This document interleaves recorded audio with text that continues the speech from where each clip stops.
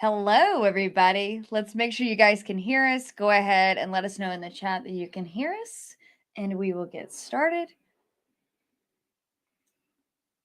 And let's see. We have quite a group in here tonight. Awesome. We've got the stable of regulars here. Yeah. So we are good to go. Hennessy says we're good to go. We're good to go. Awesome. Right. Okay, everybody. Welcome to Hellbent Holler Live. This is a really special Hellbent Holler Live because we are actually celebrating a milestone for the channel, for us, for everything. We hit 7,000 subscribers over the past couple of days. So we wanted to thank everybody for being part of that and subscribing to the channel. If you're not subscribed already, go ahead and subscribe to the channel. Turn on your notifications so you know when new videos come out and you know when we go live, because these lives are always a lot of fun. So we're gonna we'll get into that a little bit more later. We have a fun little giveaway planned, so we'll go into that a little bit later and talk about that. Yeah, it took us a while to hit 7, but if you really look at it, we've been doing this channel for a while. We've been doing these investigations for a bit longer. But the channel we've really only started to devote time to over the past year. Yeah. So, and one of the things we wanted to do is one of the things we didn't want to do, I guess I should say, is we didn't want to do like clickbaity type stuff. You know what I'm saying? You're not going to ever see us going like on these like still photos. We wanted to stay away from the clickbait stuff. I did do one when I did the Bigfoot sounds captured in North Georgia. Yeah, where you're kind of looking off to the side. So and you know what? We ought to, as much as we talk, we ought to do like one just like super clickbait. Just as an experiment. Yeah, just yeah. Park rangers say this about the national forests, that one of those type of things, and just see what happens. But we wanted to kind of like grow this channel the right way. We didn't want to take like the easy route to do it. We just didn't want to, and I think it's taken us a little bit of time, but we're starting to see some movement with the channel, which is good. And one thing we also one thing that I'm really dare I say hellbent on, one thing I'm very hellbent on, and it's very important to me, is that the videos I make, and I put out, that they are what I want to do and what I want to see, and not just adhering to some formula of other YouTubers or other people that make videos. And I'm glad that a lot of you have decided to come with us on this journey, and you guys seem to really like it. It's gone through a lot of evolution because I'm constantly learning as I go. This is a 2-person team. We literally do everything. So it's a learning process. I'm learning as I go. Joe's learning as he goes with a lot of stuff. We're teaching ourselves everything. So it's getting better and better all the time. And we have to thank you guys for being part of that and enjoying our videos and watching our videos. So a huge thank you to everybody. Yeah, because obviously we want the channel to grow. We want more people to join the discussion about this stuff. We want more people to see the evidence that we kind of come up with and the stuff that we go through with, because we get a lot of like interesting stuff from the people that watch these watch the channel. So obviously we want that to grow. We just want it to grow the right way and not just, not take that cheesy clickbait kind of like approach to it. Yeah. So I do kind of want to do a cheesy clickbait, like one just cheesy clickbait video, and then just have that, and then get that audience, and then have them look at the rest of the channel and just go like, what the hell? I was like catfished in here. You know what I'm saying? I thought you guys were going to go over like Park Ranger tells all type stories. Park Ranger murdered, friend lives to tell the tale. That's the whole craze right now. It's like Park Ranger tells all type stories. Like whistleblower type thing. Yeah. So although what's interesting about that is we could actually do a thing where we could talk about the gentleman that works in association with the LBL and his story, and kind of what he said to you. That's kind of an actual Park Ranger. We might talk about that down the road a little bit. So, anyway, that's something to look into. We could do the thing where we have him tell his story. We'll have like him all black, lights behind him. Blurs, like with the voice like blurred out, yeah. But then the lamp shakes and you realize it's just me sitting there the entire time, and I'm like, oh, what, like the whole like Wizard of Oz type, the man behind the curtain type thing. So it'll be yeah. like an unsolved mysteries type thing. But Mm-hmm. yeah, no, we just go out into the woods and do what we do, and we capture stuff. Sometimes we capture nothing. Sometimes, so Do you realize how awesome it would be though to just not leave your house doing this? yeah, Just that like would be sit in the great. kitchen That'd or be like just awesome. sit in like your dining room and go, all right, what am I going to talk about tonight? And then just come on here, do like 2 hours of the show, and then just go about your life. Yeah, Not have like equipment stacked up everywhere, bits of electronics. that would be fun. Not to just go, I don't really want to read 10 chapters of this before I go to bed tonight, but if I don't, I'm going to fall completely behind on stuff. So Yeah. anyway, so But yeah, so let's get into this. You guys are all into the chat. We got a few people in the chat, and good evening, good evening, everyone. Good evening. Good evening. Oh yeah, Tombstone's got a thing. You need the AI art to go with the clickbait. That seems to be the trend. It's for strangers tell all, but then it's all AI art. We looked at that last night. We were scrolling through to find something on YouTube. And I was going, God, everybody's using like AI art nowadays for these channels and all that. So, but I guess if you need a new piece of artwork every week, I mean, I'm assuming you just pay the subscription and then you can just generate what you want, like as much as you want. Yeah, that's a lot. I would assume that's a lot cheaper than paying artists. Artists, but yeah, that is what it is. So we released a video today. We released a video at an odd time today. We released it at noon. We were going to do a surprise release last night, but it took forever to upload. So yeah, so I'm trying to little tech talk here. We're trying to work on trying different settings and different ways that we render out the video. I think the quality on this video was miles above, like the video quality was miles above what we've done before, and it just takes a little extra time. So we're gonna try to plan that out a little better to make time for that really long render and that really long upload, because I think the quality of the video was much higher on this release. But yeah, we did release a video at a strange time, 12 o'clock on a Monday. So yeah. So I hope you guys all check that out. Pyromatic had an awesome occurrence of the LBL on Barton Unleashed channel today from a retired Leo. That's our friend Martin Groves, who you hear us speak of pretty much every time we do a live stream. Martin's a friend of ours, and Martin has one of the, and if you've not heard him before, pop over to Barton's channel after we're done here and give that a listen. I haven't had a chance to watch it yet, but I heard that it's been the best retelling of his story so far. Martin Groves is really, his story is very crucial, I think, into understanding what might be going on at the LBL. And luckily luckily for everybody who's interested in this topic, he's decided to kind of come forward now that he's retired from the police department. But that's an actual instance of retired LEO. Well, yeah, exactly. But here's the deal. It's not just somebody talking about it and like a third person. Oh, this is what I heard, or somebody told me. The guy's sitting there. Yeah. And the guy is just like, here's my name. Here's the police department. And it's an actual story and not kind of a creepypasta at this point. But here's the thing is, because you know it's real, it's that much more frightening than a creepypasta. And I mean, you can verify what police department he worked at. I mean, the guy's like literally the best first person witness you could possibly hope for. Yeah. But anyway, he's on there. Thankfully, Martin has decided to kind of really be active in sharing his story and sharing some of the stuff that he's learned. I don't know what all has been shared on Barton's channel yet, so we won't go too deeply into that. But I can tell you that when we get done with here tonight, we're going to pop over and watch it. So hopefully you guys will pop over and watch that. And Barton's got a lot of really good stuff coming. We're going to do some stuff with Barton down the road. We've all got some really good things. The people, it's interesting to kind of watch how this evolves. The people who are really interested in trying to get to the truth and actually go out into the field and actually take a real aggressive approach with this all seem to be kind of moving together. You know what I'm saying? Yeah. Sort of like a joining forces, a super group. It's weird. It's weird how that's it's just kind of like evolving naturally like that. It's just that everybody just seems to be kind of recognizing kindred spirits. Yeah, there's definitely a plan for a LBL supergroup situation. That's a little tease there. Our friend who runs the South Force 10 channel, YouTube channel, he does a lot of, he's lived in the Southern Appalachians his whole life. His family's from there. He has a lot of like really good insider first person.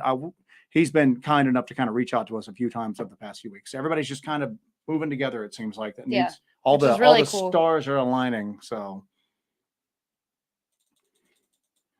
Jeff Townsend says, Jess is an excellent whistler. I am an excellent whistler. I can't do the thing where you put your fingers in your mouth and you do that really loud whistle. I can't do that at all, but I can whistle you any tune. Deborah Stewart, congrats to the best power couple out there. So Chaz Clifton did write a blog post about us and called us the power couple of the paranormal. Yeah. So that was pretty cool. Chaz watches the live streams from time to time. Kim Drescher's talking about the video we saw. The video was excellent, also quite alarming with some of the stuff you guys found. Yeah, we want this to be entertaining, and we also want it to give kind of a realistic kind of like impression of what we do, but we don't include a lot of the what people would consider boring stuff a lot of times. You saw a little bit about that when we went back and checked out where we saw that burning light the following day. Just taking readings, going around, getting environmental readings, taking radiation readings, stuff like that. Kind of like how the sausage is made. And we don't usually include a lot of that because it gets old real quick if you're just sitting there watching it. I mean, it's exciting to be there if you're like a data nut, but otherwise it's pretty repetitive. This time we were included at daytime because we were branching out into a different area, and we found some kind of weird stuff. Well, all the evidence that we found that we included in this latest release, all of the evidence we found just it's supporting evidence to what's going on there. And it supports kind of this theory that you and I are working through. We're not saying this is exactly what's going on up there. This is just what's seems like is going on there. These are just hypotheses that we're putting forward. And all the things that we found in that trip that we shared with you guys today with that video, everything we found seems like it's pointing in that direction. And we understand that some of that may be happenstance that it's there, but we understand that it's quite odd. It's quite odd, and it all kind of seems to align together. So we're taking everything with a grain of salt, but we're still taking it. We're still paying attention to which way all the signs are pointing. So it's weird up there, and it's really cool to share with you guys, daytime, nighttime investigations, everything all together, and like present to you kind of how we go through the process. You can see in this video that we released today, A Path to Darkness, you can see in the video that we just we literally wander around these areas and we find stuff. But it was nice to kind of share with you guys our daytime process in a little more of an expanded way, because we kept finding so many strange things on this particular daytime expedition. Yeah. So like I said, you usually don't, because I mean, there's only so much of us walking through the woods going, look at this. This is interesting. Sometimes we reflect upon it a little while and then we just toss it out. We just go, it's probably nothing. Other times we put it in the maybe bin. Other times we find other instances of it and we realize that there's a pattern there. Yeah. This time we found some fairly weird stuff, and we just thought it was useful to kind of put it out there. I know it's not going to appeal to everybody, and if you haven't really been following the story of what's going on out there and the experiences that we've been having, it's not going to be a huge video, but we thought the people that were kind of invested in this and this unfolding, and it's like an overarching storyline in a way. And it is. It's weird. It's almost like we're living this bizarre story. This treasure hunt. I told Jesse that when we were doing something the other day. I was just like, I feel like we're like this backwoods Kolchak, the Night Stalker at this point, man. It's crazy. All this like weird stuff that's going on. And, when you're out there, it's like tense. And then you get back and you're watching like the footage, you kind of like disconnect from it. Like, it's almost like I'm watching somebody else go through all of this. So it's really weird. Gunpowder Owl says, I was watching the new video right before the live. I was wondering, what is the point of the symbols y'all find? Is it an emblem as in an identity thing, or is it supposed to be some sort of spell? We're not sure. There's a couple of different explanations for the different symbols that we're finding. We are not entirely sure what they are, what they mean, but if you can look at them in context of what's around them, what is going on in these areas where we find these symbols, it's pointing towards some sort of ritual or occult behavior. So that's where we think it's going. We don't know if it's an identifier. We don't know if it's part of the ritual. We don't know if it's both. So Let's rattle the cage a little bit. go ahead. I know that some of them seem to be placed in areas where you would be a really good spot to set a sentry, both to watch an approach of some of these hidden little areas. Matter of fact, one of the ones that we found on this last trip is because we were down in a little valley and I'm looking around the ridgeline. I'm like, wow, man, if I wanted to put somebody there to kind of watch the approaches to this place, that's where I'd put them at. Yeah. And we went up there and we found one of the symbols up there. So we've kind of pieced that together at this point. That's a particular symbol that seems to be marking a spot where a sentry would stay at. Some of them seem to be ritualistic, others we don't know. I mean, I don't know what they are. They could, at first we were looking at them just going, these might just be like just bushcraft type things. You know what I'm saying? People out hiking and then but there's no hiking trails through there. The only people that seem to be out there are these people that are involved in this weird stuff. And us. And us. But there's just no rhyme or reason. There's just no rhyme or reason to it that would make sense from like a bushcrafting like aspect to it. So, but yeah, so we're slowly kind of piecing some things together. So yeah. Going through the chat here. Make sure you guys hit that like button and that you are subscribed, and make sure you like this video. Rick Tavinier, I wonder if any more of your listeners heard that distinct wood knock at their 3706 mark that you guys did not hear. So we didn't hear it when we were on the ground there. I showed this to you and when I was editing the video. Oh yeah. So and I got back to him about that too, is we did not hear it on the ground. Obviously we had no reaction to it. But when I was editing the video and going through it, I was watching that part and I heard it and I was like, Joe, come here right now. So we heard it after the fact, but a lot of times we're out there and we'll be talking, which is something we do a lot of. I don't know if you can tell, but we will be talking or we'll be distracted by something and we won't hear everything and we won't see everything. Well, I mean, the parts that are included in the video are obviously where there's some sort of interaction going on. Yeah. Because again, hours worth of us just standing there in silence. Silence is not interesting to watch. Now, something to that, which is a good time to bring it up. Some people have been very, generous with us over the past few weeks, both on the live streams and then just sending us like small donations. And we also understand that sometimes we'll run into the fact that we hear things and the action cam microphones just aren't good enough to pick them up. Mm-hmm. We've experimented with running like recorders, like digital recorders on our backpacks to see if that can possibly pick up stuff. But a lot of times you're just picking up the fabric of the backpack. It just picks up too much background noise. What we did is we picked up some of these.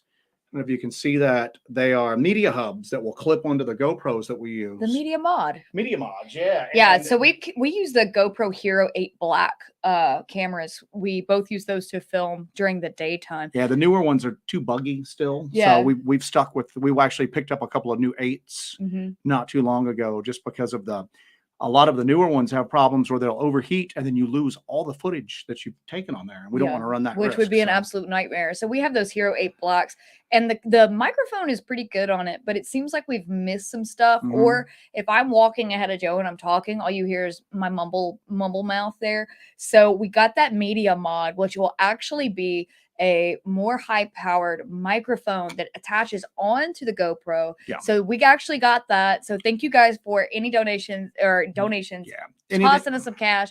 So we were able to get that. And so on our next big videos, we will have a better microphone. You'll be able to hear literally everything. We're going to be testing it this week before we got into the field to see how it is. But hopefully that's going to let us, because I know it's annoying. Did you hear that? And then there's like nothing there. Yeah. And I mean, why do you think that a lot of these like network television shows will pipe in fake sounds? Because their cameras couldn't pick it up either if they did hear it and truly. So we're going to mess with that. Again, anything we get just goes directly back into the channel. It helps along with like any equipment that we're in the process of doing. But yeah, we'll add those in and then hopefully that will maybe allow us to get some of the stuff that we hear that's just kind of right on the edge of hearing. So Sheila Ebling says the new video was incredible. The creepiest aspect was the tag from the children's clothing. It was really unsettling. Yeah, that was I like when Joe finds something and I'm like, what? You hear the what in that tone there, but that's so weird. Hopefully you got the idea of how deep we were into the mountains at that point. Yeah. We obviously cut that down, but we were hours in at that point, because we were around the area where we've been finding stuff at, and then we found an old logging road, an old settlement road, something like that, and started following it. And we were just like, let's just see where this ends up at. And we end up in an area where we start finding that stuff at again. And I'm thinking, all right, they've moved deeper into the mountains. And that was insanely remote. And it was bright. It was clean. It hadn't been out for a while, but it was just odd. I mean, it could have been just a freak, just it's coincidence. I don't know, but it's kind of stuck with me and bothered me a bit. And I don't know. That's been, to me, that was the most impactful and maybe disturbing thing that happened. Yeah. That day. So, all right. Going through Shield Duck gets money up there with a cadaver dog. Yeah, that's difficult to do for a couple of reasons. There's rumors that the local police were aware that there was stuff going on. For whatever reason, they were not interested in doing anything about it. Yeah. So, Sam Burton says, do you have a plan if you run into the cultists? Yeah. Yeah. Yes. Yeah, we do. Yeah. There you go. Stephen Tichenal says, are you going to go back and use peroxide on the stains on the quartz? Yes, because somebody mentioned that it might be just the some quartz will get like lines of red in it. Yeah, and I don't know that much about quartz. I just don't know that much about. I looked at fire quartz. I looked at different types of quartz that have red lines and red going through them. It's those pieces of quartz are more of a red clay mud type color. This was like a red color. But if somebody also mentioned, when blood's been somewhere for a bit, goes brown. It'll go brown. But so I don't know. I mean, Sheila had an possible explanation. We've heard 2 or 3. So yeah, when we go back up, we're gonna carry a little thing of peroxide just to test it. I mean, if that was fairly fresh blood, it's going to be probably washed away by the time we get back up. Yeah. But knowing that that's a possibility, we'll carry that back up. Yeah, but we'll definitely test it, and then we can debunk that if we need to. I just thought it was weird, but I'm not saying anything definitively. Todd asked, do you guys ever work with other researchers or thought about doing a collaboration with any of the other researchers on YouTube? That's kind of difficult to do for a lot of reasons. We talked to a slew of people throughout it, and there's people that we really respect their work and everything like that. A lot of times it's a distance thing. We don't really, we've got some things in the works where we're going to try to hook up with some people. We're going to maybe be hooking up with our friend that does Central Florida Bigfoot, who's probably one of the few just pure Bigfoot researchers right now that we're just like on the edge of our seats what he's doing. He's really interesting in what he's doing. He's just one of those people that he doesn't buy into all of the Bigfoot tropes. He's willing to investigate anything. Nothing's off the table for this guy. He's great. So we might try to do something with him. But a lot of times it's difficult to get people to do stuff like that with us, because you saw what we did in this last video. I mean, we were miles deep into the mountains on foot, I mean, we were wiped out, it was rough. And, it's hard to coordinate that sometimes with people. So, but down the road, who knows? You might actually see something like that. So, thank you, Jeff Townsend, for the $20. Jeff Townsend, thank you, sir. That will probably go into more GoPro accessories. Yeah.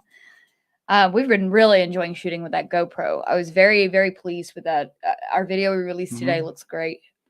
Don't understand very much about cults. I'm thinking if you're in a cult, that most of those people probably have to work jobs as well. Do you believe a weekend encounter is more likely with them?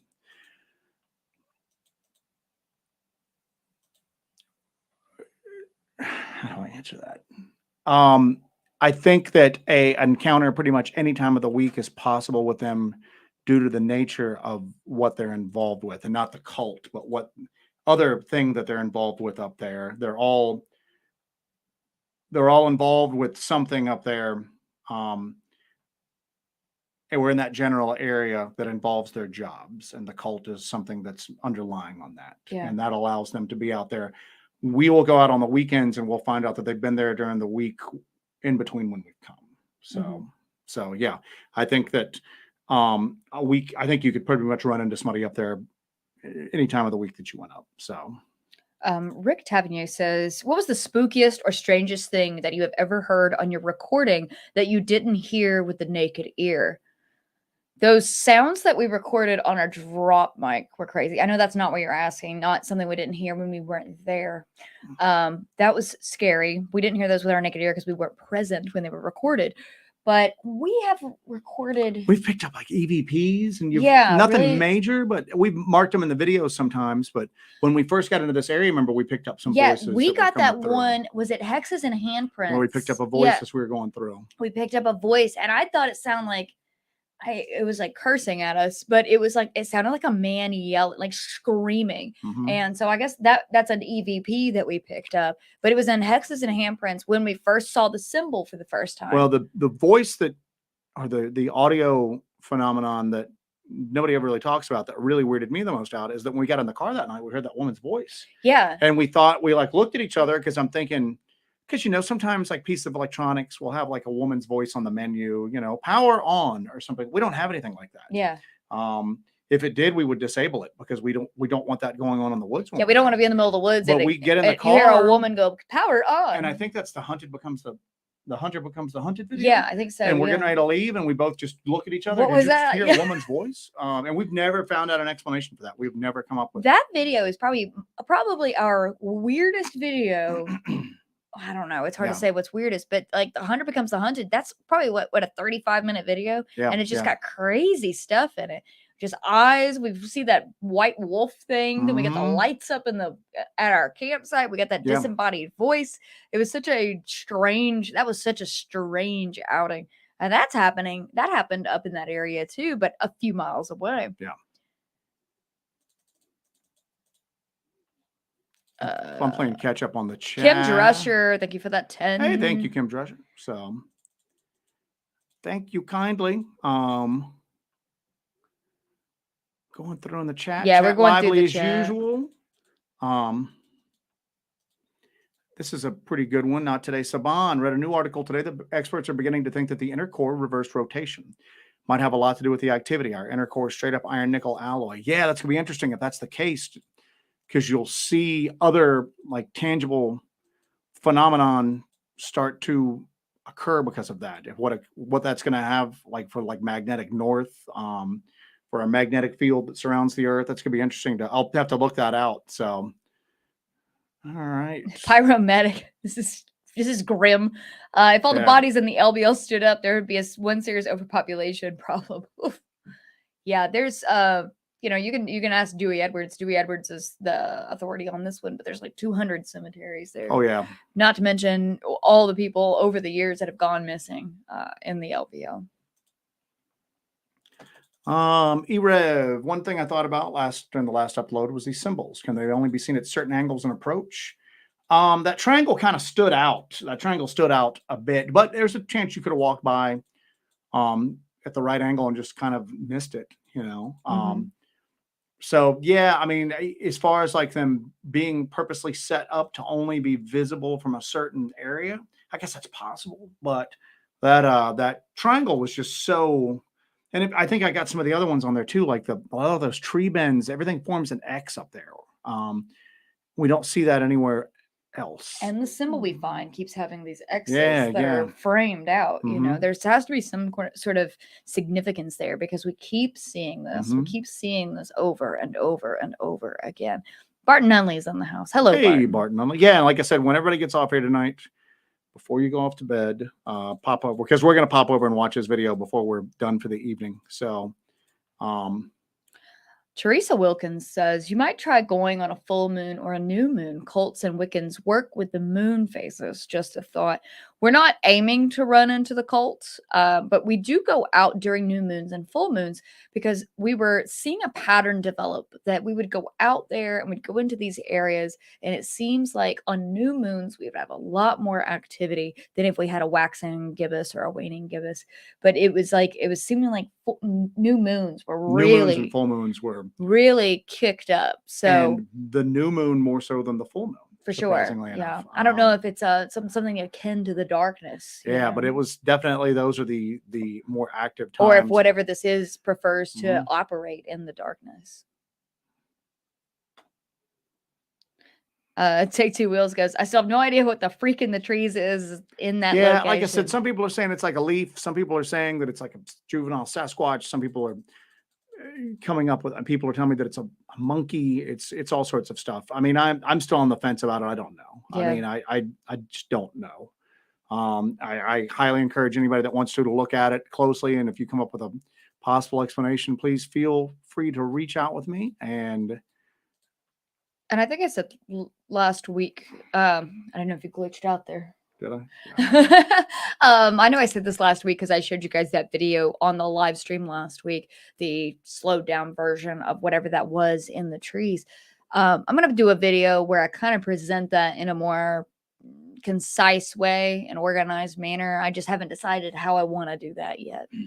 But that I'll put that out there soon. But I did put it at the beginning of the video that I put out today, where it's slowed down and zoomed in a little bit. I don't know what the heck it is. Stacy Thosher. Yeah, some quartz have red streaks of varying colors. This one was just weird because it was bright red and it was only the three, I think, larger pieces up there. We didn't see it with any of the smaller ones. So, and that's something that we're careful of doing. Even then we were going, gosh, this almost looks like fresh blood. But and we're in an area where obviously we're finding evidence of some weird stuff going on. But at the same token, not everything is evidence. Some of it's just a coincidence. And we're aware of that. It's just kind of sifting through and figuring out what's a clue up there and what's not. So yeah, so we're gonna definitely take that peroxide up there and test that, and then if it's got protein in it like blood would, it would be. Yeah. All right, let's see what else we've got. I'm going to mention something that we talk about all the time. Believe entities live under our feet and have entrances in isolated areas, hence the metallic sounds in the woods. Folks could hear the sound of massive doors opening. That we were up there a couple, and we'll release this video. We haven't released it. We were up there within the past month or so, and we were going around at night, and we find a opening in the ground, and it's not large. It's not large at all. And sometimes streams will kind of cut underground for a couple dozen like feet or yards or whatever. But this was kind of crumbling in. Didn't seem to be any water down there. So we took a stick and stuck it in there, and it was like a little tunnel about like 3 feet deep and wide. It seemed like it was going in both directions. We're looking at it. We didn't have an answer for it, and we didn't hang around too much either because we didn't want the ground to give away. And then I mean, it didn't seem really deep, that little section we were in. But it was definitely some sort of underground tunnel, but it was not big at all. It was very small. 3 feet or so. Yeah. And then we find that opening in the ground. And at first I thought it was like a tree that fell, but it was too circular. It's not a latrine. It's not a latrine that was dug. I don't know what it is. And it's deeper than what you look like because a lot of that was just forest stuff that had collected at the bottom. So it went down a little ways longer. And then it kind of breaks off to the side. And I don't know how far it went back. That's why I got weirded out. Yeah. Of course, I had to get a different stick because I'm terrible at choosing sticks for poking stuff out. Yeah, you were not happy with your first stick selection. So I was like, okay, we need to get away from this because there's like a hole there. I didn't know if there could be like an animal or a thing, whatever that was swinging from the trees was going to come out of that hole at us. I didn't know. Rick Tavernier asked a second ago, any other thoughts on that big hole you both found? If it was recently dug, what happened to all the dirt? There's no dirt there. There was no dirt. No dirt. It wasn't a latrine. It wasn't a tree that fell. If it's an animal burrowing, it's a pretty big freaking animal. Yeah. If something came out of the ground, where's the dirt? I don't know, man. I don't know. I'm sure it could have a natural explanation for it, but we see trees that have like fallen and uprooted all the time.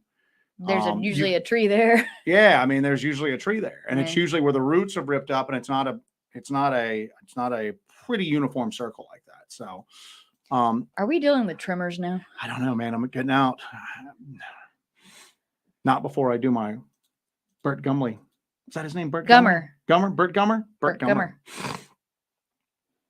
The WMA areas are creepy everywhere. I live in Augusta, Georgia, and hunt many of them. One specifically is Spirit Forest, WMA, which is surrounded by mental hospital. I am not familiar with Spirit Forest, WMA,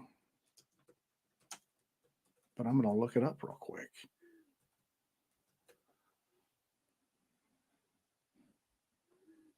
Spirit Creek Forest. Spirit Creek Educational Forest. Spirit There Creek you Forest go. WMNA. All right, let's see. 570 acre property. Spirit Creek. Okay.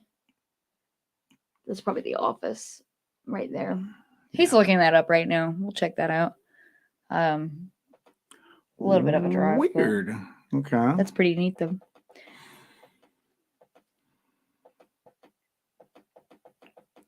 What the Flock says, Q for Joe. When you saw the figures around the burning light, were they small people?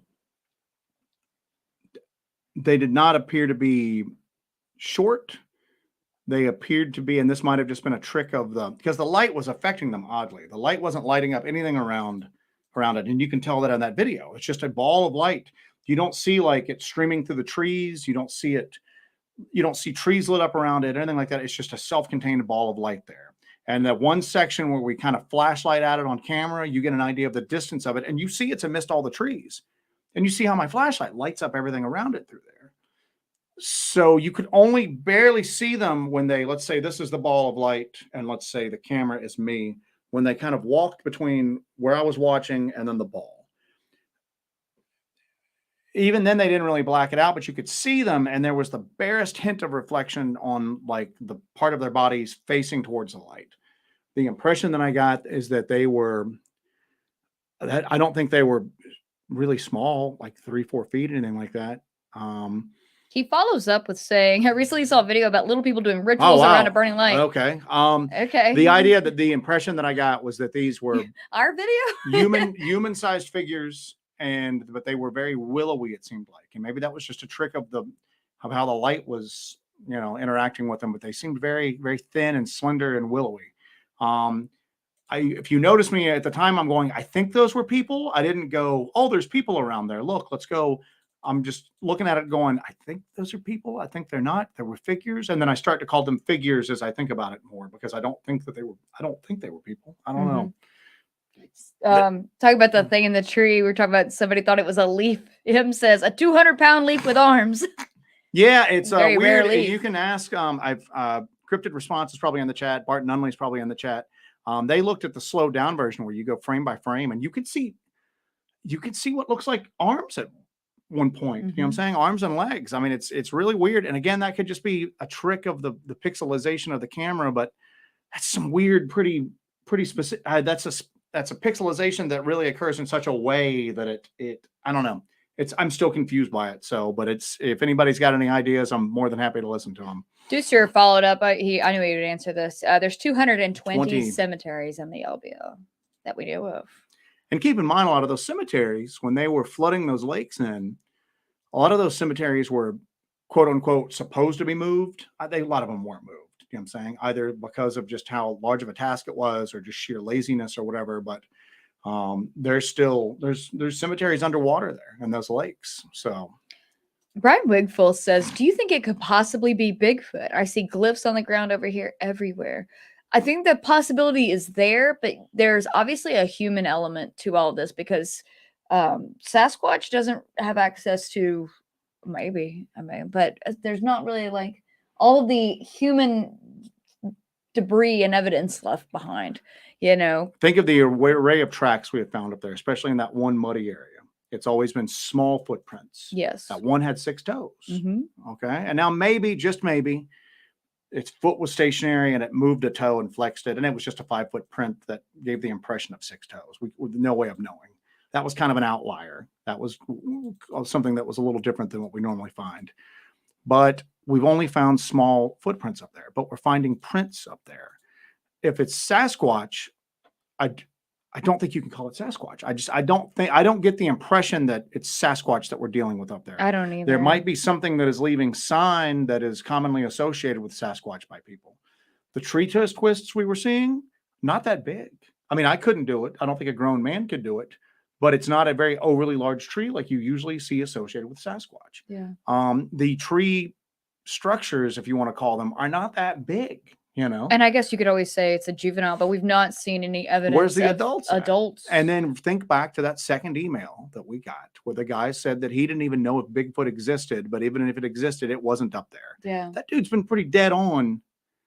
Do you know what I'm saying? So, and we'd like to hear from you again if you're watching our stuff. And if there's anything else you want to share, I mean, even if you want to reach out to us and tell us not to talk about it anymore, and the only reason we talk about it is because once we started discussing this, you didn't tell us to quit, you know? And it also, yeah. you know, it seems to be really tied in with what we're experiencing and what we're finding out there. It Yeah. seems like this is definitely spot on what we're hearing in this email and from this gentleman. Gel Duck, thank you. A few more bucks towards that beast of burden. The beast of burden. I forgot about the beast of burden. So who was it offered us to give us their mule? Tracker was going to send us some. I don't know if Tracker's in the chat or not, but Tracker has apparently got like 18 mules. And as soon as that joke started up, man, I had an email when we got off here with a picture of the mule's history, and that he would be more than happy to give us this extremely irascible mule to come like help us. I think he was going to split the shipping costs with us and everything like that. So Patrick Noble says, do you carry a compass to check any structures for magnetic anomalies? We carry a compass, but we don't usually do it for that. A, because we've got actual EMF equipment to do it with, but B, we don't want to mess with the polarization of that compass in case we need to use it to get out. Because the GPS units, we run redundant GPS units. We run a Garmin 64ST.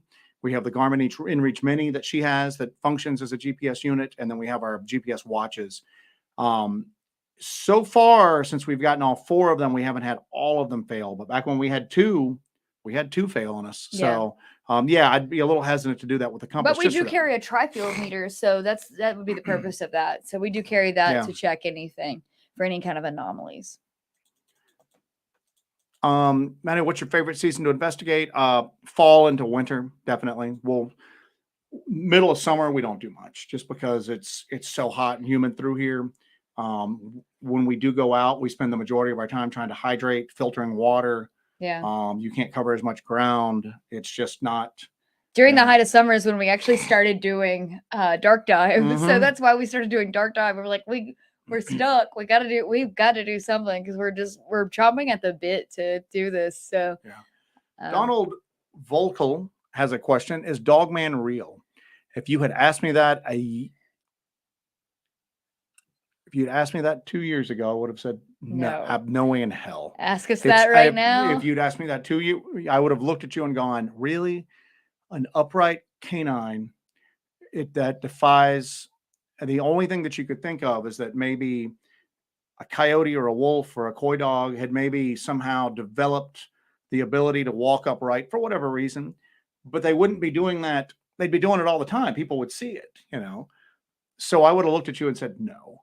At this point, Dogman is more real to us, at least, than even Sasquatch is. I've never seen a possible Sasquatch on a thermal before. Yeah.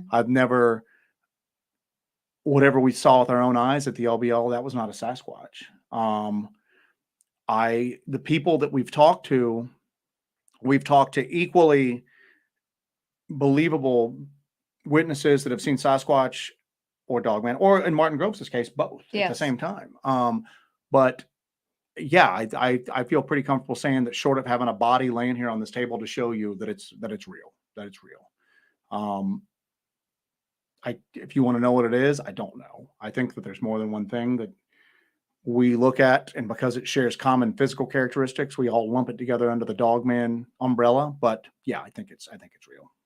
Martin Groves says, just watch A Path to Darkness. Absolutely epic investigation. Watch it 3 times. Thank you, Martin. Thank you, Martin. I appreciate that. We were very happy to put that out. It's so weird.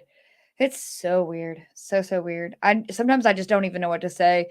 Joe will find something, or I'll find something, and we both just look at each other and go, what is going on? What the flock had a thing. First glance, that figure in the tree looked like a bird. Yeah, but it goes from tree to tree, then it goes down. And when we slowed it down, some people are saying it looks like it's swinging on a vine. I see something going from tree to tree and grabbing a smaller tree, and it bends as it goes, and then it looks like it drops down. Letitia Nunley was looking through the video and saw something similar that we haven't really done much analysis on yet in a tree. And then right before the camera moves off, you see it drop down about 20 feet and kind of scurry off. It seems too big to be the wildlife that's out there. Yeah. And it doesn't behave like that. It's not a raccoon. It's not a possum. It's not a porcupine. I don't know. And somebody even went, "Did you think they released a monkey up there?" And that's, you never know. I mean, it's not outside the realm of possibility. People have exotic pets all the time and release them and out, but I just don't. out. I don't see it living up there. I don't see it being alive up there after the cold snap that we had. Yeah, it was insanely cold up there. Yeah, but I mean, even before that, a week or so before that, when it was like negative temperatures, which is not conducive to the life of a monkey. And that's something that regularly happens in this area. I think it could have lived up there until that cold snap like that. Grace W says, I saw a video with trees being dragged through the ground by an invisible force, but didn't know if it was real. I'm not familiar with that. I'd like to check that out. I'd like to check that out. Stephen Taylor, 20 for whatever. Thank you, Stephen Taylor. Very cool. We're trying to build a kind of modify up a better GoPro rig. So we're going to have this camera attachment that goes, microphone attachment that goes on there. And we're looking to try to get some, like a light source and maybe even a better, longer range microphone that we can use as needed. So anything we get for that's just going to go into that once we have it built.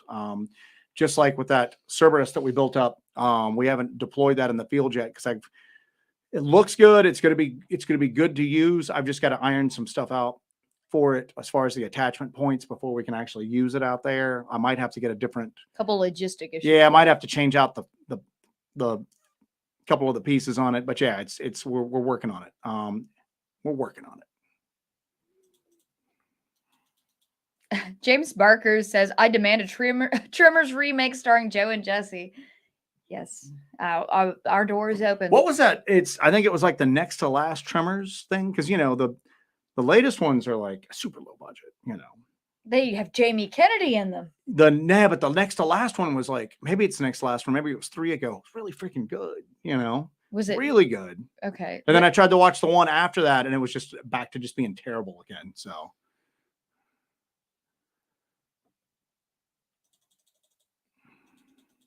Let's see. Dead air, everybody. Make sure you hit that like button, everybody. Take Two Wheels says he can clearly see the freak in the trees watching you guys. I think he's talking about that second one that Letitia pointed out that was so weird. Oh, the one that looked like it slid down the tree? Yeah, that's slid down and then kind of scurried off. I think I'll include that in the like I said, I'm gonna do a short video where I show you guys that footage again. And I'm working on cleaning it up a little bit to where it's a little clearer when it's slowed down and zoomed in. So I'm gonna pull the raw files off of my GoPro off of my hard drive. I'm gonna pull those raw files and see if I can kind of clean those up a little bit and get it a little better than what we have in the video that we released today. Hey Joe, we're behind on the chat, buddy. And if I can't remember if you were on the previous chat, like a live stream or not, but we're always insanely behind because the chat moves so fast. But he's bouncing off. He's gonna keep it on the big screen. So. I got your photos you sent us. I'm going to look through those and try to get back in touch with you tomorrow on them. So, all right, let's see. People talking about dipping bullets into blessed holy water. At least I'm assuming that's what he's talking about when he goes dip the tips in. So, we have now turned into a Tremors fan convention in the chat. Hey, that's cool with me. I'm down. Me, man, I'm down. Susan Compton says, at full speed, the thing in the tree did look like a leaf or a squirrel's nest. But when slowed down, it was definitely not a leaf. Could see it moving and reaching. You saw the same thing we did because that's why we didn't pay that much attention to it when we first looked at it. But then slowed down, you can see the trees around it. Like you can see below and above, whatever this is, the tree bend. So it grabbed onto that tree and the tree itself bent down. So like I said, I'm gonna try to clean that up because and every time I see it, Joe and I are like watching our videos, we're going over stuff, we're going over footage. Every time I see it, what do? You get freaked out. I get so freaked out. Like it freaks me out so bad. Even when I watch it when I'm putting together, like I was putting together the video that I released today. I'm watching it and every time I look at him, I go, oh my God, because it weirds me out so bad that there is something up in those trees that is, I don't know, that just scares the crap out of me. Of course, sure that I'm still alive. My computer just. Of course, we keep going back. I hope we're still alive. My computer just crashed. Maybe it's just my computer. Are we? But here, let me go to the bottom here. Yep, looks like we're good. I think we're okay. So Susan's got this idea. So let me throw something that's been kind of muddling around the back of my mind. Um, it looked like a leaf until you look really closely at it and you slow it down, and then you start to see that. There are some parallels that could be made to traditional fairy glamour. Okay. Okay. They would cast what's called a glamour on you. That at first glance, they would look like maybe just a tree standing there, something else. Okay. Where Hmm. at first, at a casual glance, your senses could be easily kind of deceived. And you would have to like really kind of look hard at it to try to get past that glamour. That could also feed into the theories on cloaking. And Sasquatch, exactly right, Yeah. exactly right. But I look at that. Well, I mean, when you get right down to it, when you take a lot of the the qualities that Sasquatch seems to do, there's a lot of parallels between those and then just like regular fairy folklore, Yeah. the fae, the others. But yeah, looking at that, and that was one of the things I looked at it, and I was just going, people always take photos of these things, they come out blurry. And that's the running joke, Sasquatch and blurry photos, how they these blurry pictures that come out. And I'm looking at it and I'm going, is there some sort of like defensive ability that it has to defeat um, video? You know what I'm saying? And is this maybe a case of that right now? Could be. We looked at it and just blew it off. It wasn't until other people looked at it, slowed it down, and really examined it that it came out. And people started really hitting home, like, you need to look at this. There is something in the tree. Go back. You have to go back. I'll be the end if you want to go way back. I'll go up way there. back. So yeah, I don't know. I'm gonna work on that. Grace emailed us. I emailed the video of the trees seemingly moving on their own. It's a Cool. short with a few different videos of trees being dragged. We'll check that out. I'd like to see that. But yeah, our video that we have where that thing is swinging in the trees is one of the craziest things I think I've ever seen. And like you'll watch videos online and you're like, okay, this could be fake. This could be faked and all that stuff. You want to have a skeptical eye when you're looking at stuff. And I swear to you, I would have a skeptical eye if I didn't be like, okay, that's exactly what I'm seeing here, So it's hard to say. Cryptid Response has something that has become just a regular, just repeatable statement. I think the veil is definitely thinning. It does seem like that. It seems like the veil is thinning. There's a couple of we don't watch like a lot of TV or a lot of YouTube, but there's a couple of people that just have like paranormal investigation shows. And it seems like the activity that they're experiencing is ramping up. I mean, it seems like that's all across the board. I don't know, man, but it definitely seems like there's some sort of that everything's just kind of like coming to a head. That it's building up. So Cryptid Response says, Joe, remember the video I sent you from Kentucky where you could see the entity cloaking because of the car? I think it's why more people don't see them. There's definitely something that, and we talk about that, is that maybe these things are not like interdimensional. They don't move outside our dimension. They just move outside our perception, and they're here all the time.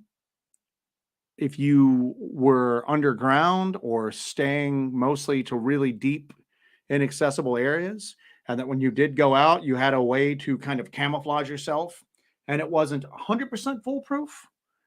It'll let people have certain glimpses every once in a while, but that wasn't enough to really do anything other than to make that person sound crazy. Yeah. You'd get away with that. You know what I'm saying? So that could be an explanation as to why we don't have one of these things. So you want to find one from the middle there that we missed? Yeah, Gunpowder Owl goes, is there a good paranormal high strangest reading list out there? Every time I search paranormal books, most of what I get is damn vampire romances. Dude, I feel you, because I'll go onto like Amazon to like search through just to find stuff to add to the reading list. And it's like Bigfoot erotica or stuff like that. So yeah. Well, let's go through the authors that are in the chat right now. You got Barton Nunley's books, Martin Groves' books, Dewey Edwards' books. Dewey's runs the gamut from paranormal into like cryptid stuff. We read a lot of, we don't necessarily read like encounter collections anymore, other than the mainstays. If you're interested in Dogman, obviously Linda Godfrey. Timothy Renner and Joshua Cutchins's books are very good. Yeah, Where the Footprints End, yeah. 1 and 2 is, if you're interested in the Sasquatch phenomenon and the possibility that it's much more than an ape running through the woods, that is one of the hallmark movies that books you need to read. Also, Ron Moorhead's The Quantum Bigfoot is an excellent read when it comes to Joshua Cutchin does a good job talking about some of the parallels that we discuss here between modern like Bigfoot and alien phenomenon and folklore. He's got Thieves in the Night, A Trojan Feast, Brimstone Deceit. I'm reading Mac Toney's book about the ultra-terrestrials right now. If you're interested in occult symbolism and occult practices and the history of the occult and how it's affecting our world around us today, you can always check out Isaac Weishauпт's books, The Dark Path. He also has a really, really good one that connects aliens and the occult, and it's called Use Your Illusion 1 and 2. It's a 2-part series, but those are really good. And then I think anything by Jacques Vallée and Jean Keel, it's becoming more and more relevant. You can start to see that there's a lot of stuff that's been put out in these fields, and some of it just seems like it becomes more relevant every day, while others just kind of fade into obscurity. And Vallée and Keel are definitely two that seem like they were onto something there. So Big Racer says, do some feral people research. We're not sure if we're not doing it right now. Yeah, we don't, because I'm going to tell you right now, there's never any. I think that there's there's a lot of different things colliding up there, and we're not 100% sure that there aren't some people who aren't up there full time. So yeah. It's hard too with like the feral people thing. And if you like feral people, we talked about South Force 10 earlier. He's got some really good information that he's put out on his channel just because he's lived in the area. He's lived in and around the area. And this is just stuff that people talk about, around dinner tables and on front porches back around here.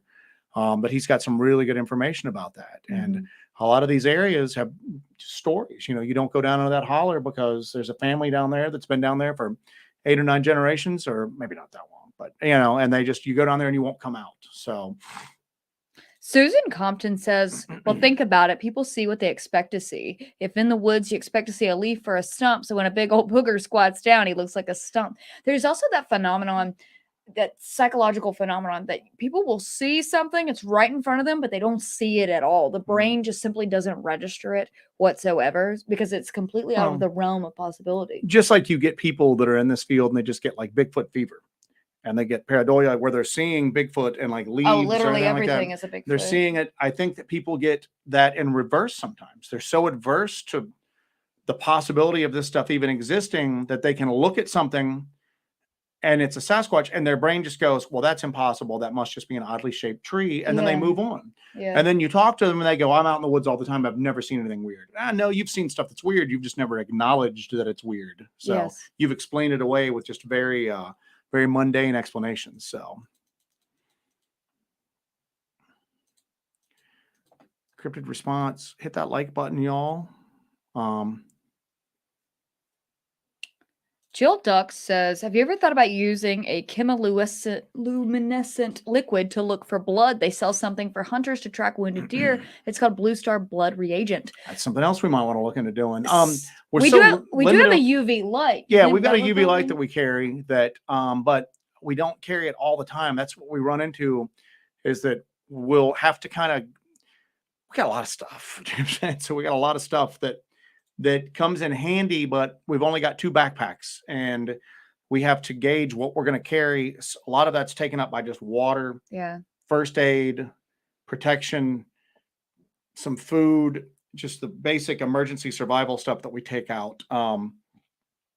And then we've got room to take whatever equipment we're going to go. We're going to carry cameras and the thermals and the recording equipment, like audio recording equipment. And then we try to take a couple of other pieces. And a lot of times it's just a wild ass guess as to what we're going to need. Yeah. Some of our instrumentation is quite heavy. So. Yeah. And it's sometimes we guess wrong and we get out there and we go, gosh, we should have brought We've even made the joke before that we will go out with equipment looking for a certain type of phenomenon, and then another type of phenomenon will present itself to us. It used to happen in that old area. We'd go out for like a Bigfoot hunt and everything but Bigfoot would happen to us. We'd go out the next week kind of geared up for like a woodland ghost hunt, and we'd start hearing like we heard like chest beating that night or something. That's where we found our best like actual Bigfoot print. It's not the area we're in right now. It's the previous area we were researching. But it was like it knew what we were coming out geared up for, and it was just toying with us. I think we were working on like a theory of a trickster element, yeah, or element something in that area. So Tracker says the mule and the Wiccan outfit are in the mail. Good Lord Almighty. Yeah. I'm all. Please don't mail us a mule. I'm already in trouble at the post office. Yeah, if we get a mailman, they're probably just we're gonna lose our like mailing privileges. Ever since the Bobcat pee came in. Yeah. Stephen Taylor's got a good thing. He goes, the first he looked at thing in a tree, I thought wild turkey, but the more I look at it, I just don't know. That's where we're at, man. At least that's where I'm at. And then some of the stuff that people have sent us as far as like being slowed down, Take Two Wheels has sent us some like stuff. He's done a lot of work, like going through and slowing it down and kind of like adjusting the contrast and everything to bring out some stuff. I don't know what I think about it anymore. You know what I'm saying? So I don't feel, I mean, if somebody comes up to us and just goes, hey, it's just a leaf, I'm not going to like get into a giant argument with them at this point. But the more I look at it, I don't know what to think, man. I don't know what it is. I just keep having like a physical reaction to it every time I see it. Bert Cummer approves. So John said, Farm says, I love the fact that you guys don't add background music to your videos. I appreciate hearing exactly what is going on as you two investigate in the field. So when we first started out, we first started making videos, I was adding background music to it, and everybody was like, why are you doing this? I can't hear what's going on. So because we just thought it was boring like otherwise, and we wanted to kind of set the tone for what we were feeling, tone. But the more we've done this, the weirder everything's gotten. I don't think you have to set a tone anymore. That the environment is already weird and scary, and what goes on is already weird and scary. So you don't have to set a tone for it. And I agree. I know, like, you know, we'll watch some shows like ghost shows or Bigfoot shows or whatever. We'll watch those, and they just have all these sound effects going and this music going, and you're like, okay, and then they're like, did you hear that? And we're like, no, because all I hear is sound effects. So yeah, it's been a lot better, I think. And I think it really helps you get into where we're at. And a lot of why we do this too is to bring the audience, bring you guys with us out into the woods. So you guys feel like you are there. You're there hiking with us. You're there part of this investigation. And when we're out there, we don't hear creepy music playing. We hear the leaves crunching under our feet. We hear planes overhead periodically. We hear birds in the trees. We don't hear creepy music. So I think it brings more realism, and it brings you guys on the trail with us to be a part of it. And you can actually hear what we hear when we're there. Martin Groves said, demand a national series weekly show starring Hellbent Holler, investigating all over the world, their own show. If anybody has any network like contacts out there, and we could do it without completely having to ridicule ourselves and just make ourselves look like fools doing it. No Bigfoot dating shows. Yeah, no Bigfoot dating shows. So Big Racer says South Force 10 is a great channel. He does, man. Yeah, he's reached out to us a few times. He's a very kind guy. Yeah.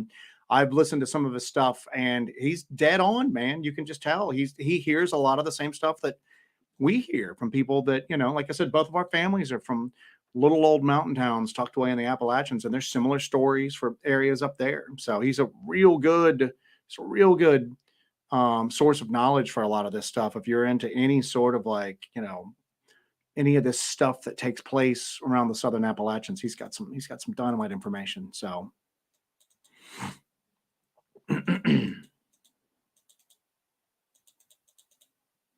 What the Flock says, I don't like the whole creatures in the trees idea. My first Sasquatch sighting was up in a tree.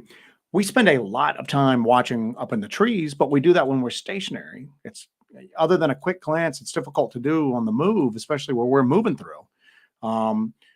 You know, we're not usually on like maintained like hiking paths. We're using game trails, old logging roads, old Forestry Service roads, just cutting through. So a lot of times you have to watch where your feet are going, and especially when you're kind of burdened down with equipment. So after that's happened, we're spending, it's really kind of hampering our movements at this point, because we don't want to go too long without checking the trees around us. And that's good in a way because we're more aware of it. But like we talk in that video, man, we found that like opening on the ground of that tunnel. There's stuff in the trees.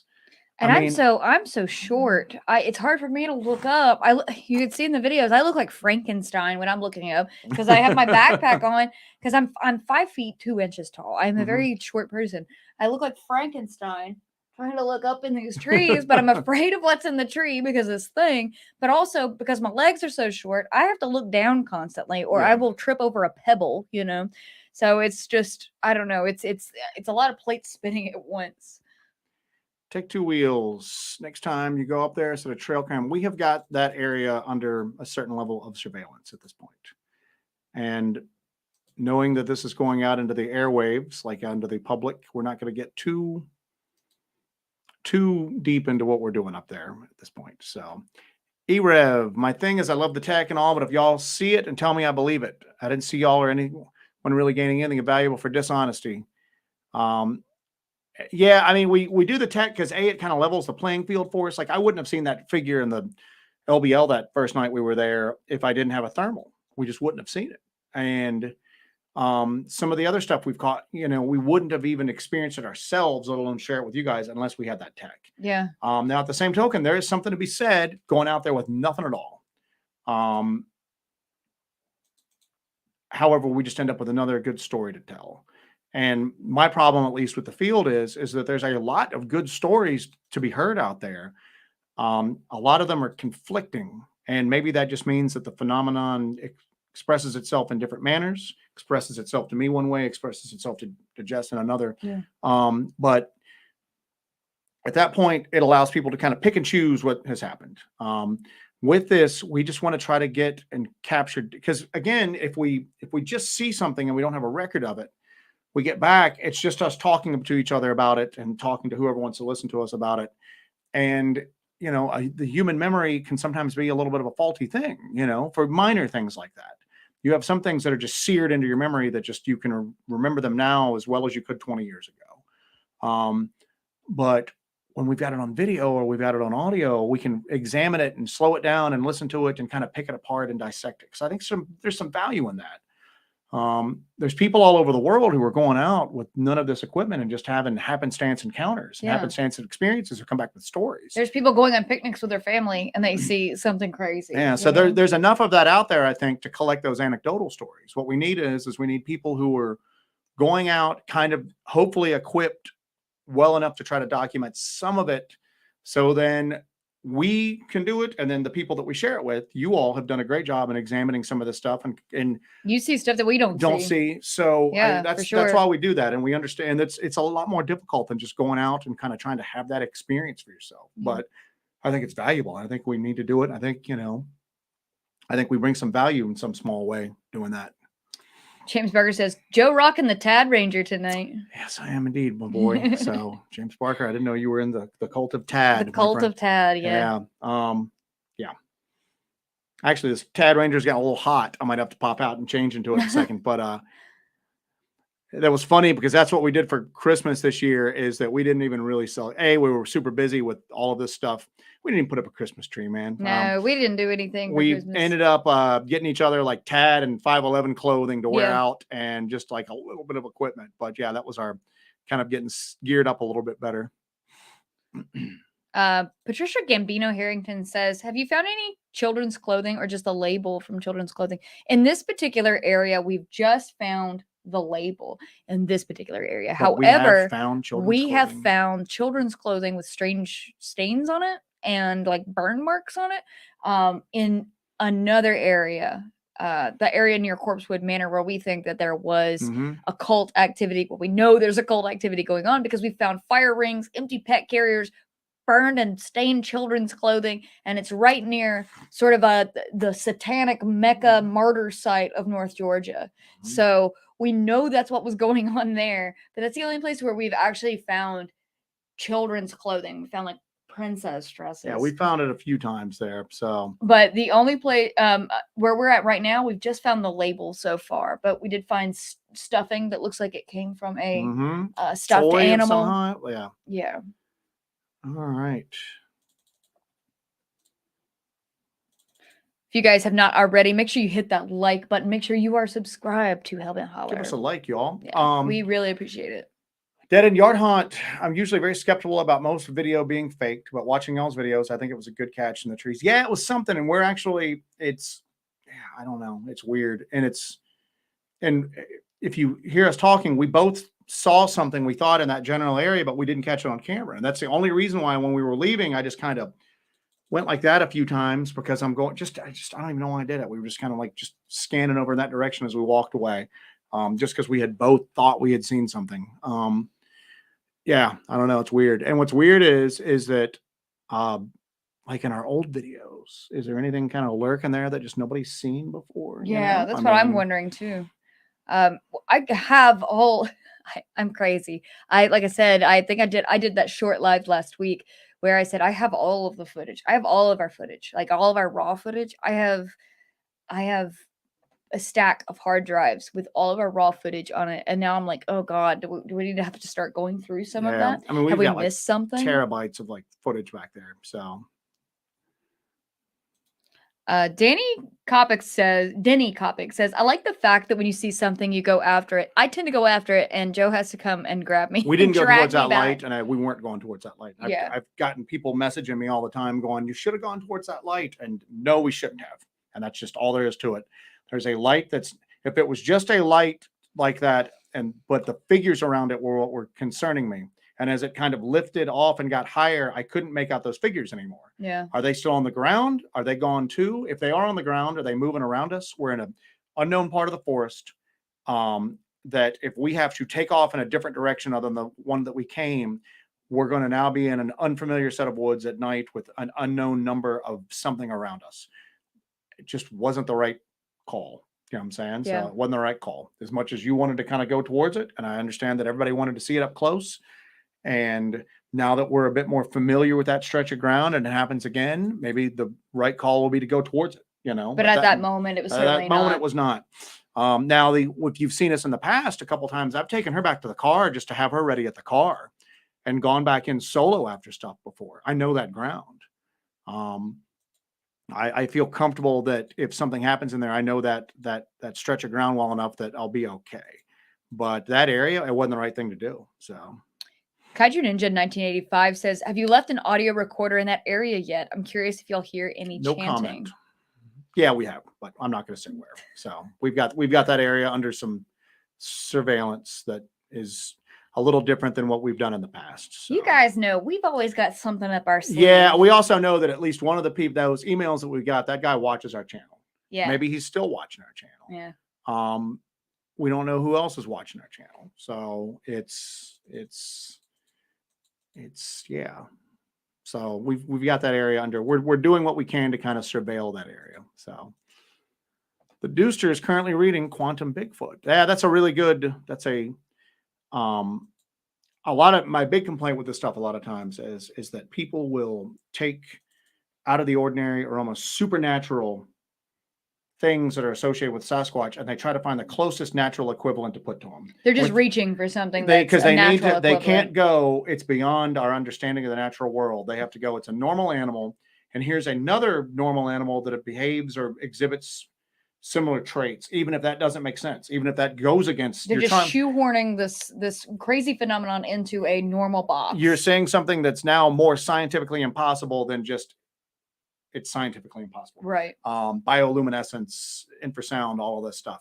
However, Ron Moorhead did that, and it makes sense with the Quantum Bigfoot. He looks at things and goes, actually, there are some things that we don't quite understand how they work, but we've observed them on the quantum level.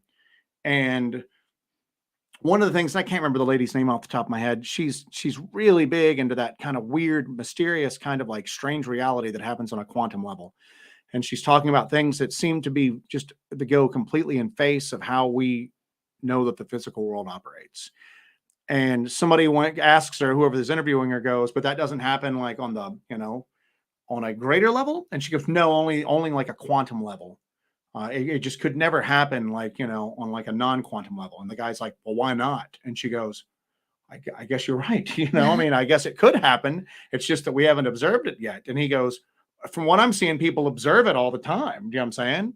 and they can't explain it, just like you're observing things on a quantum level and you can't explain it. And she just goes, I've never really looked at it like that before. Yeah, I guess you're right. And that's kind of what Ron Moorhead does. He looks at stuff that we've seen happen on a quantum level that we're exposed to with quantum mechanics, and he goes, wow, these are direct parallels to Sasquatch. He ties in quantum entanglement with mind speak, vibrational frequency and that effect on vision with like the ability to cloak. And yeah, it's really good. You know, Ron Moorhead, as you can tell, is like a huge influence on us. So I think this is also, everybody wants to shoehorn this and stay inside this box.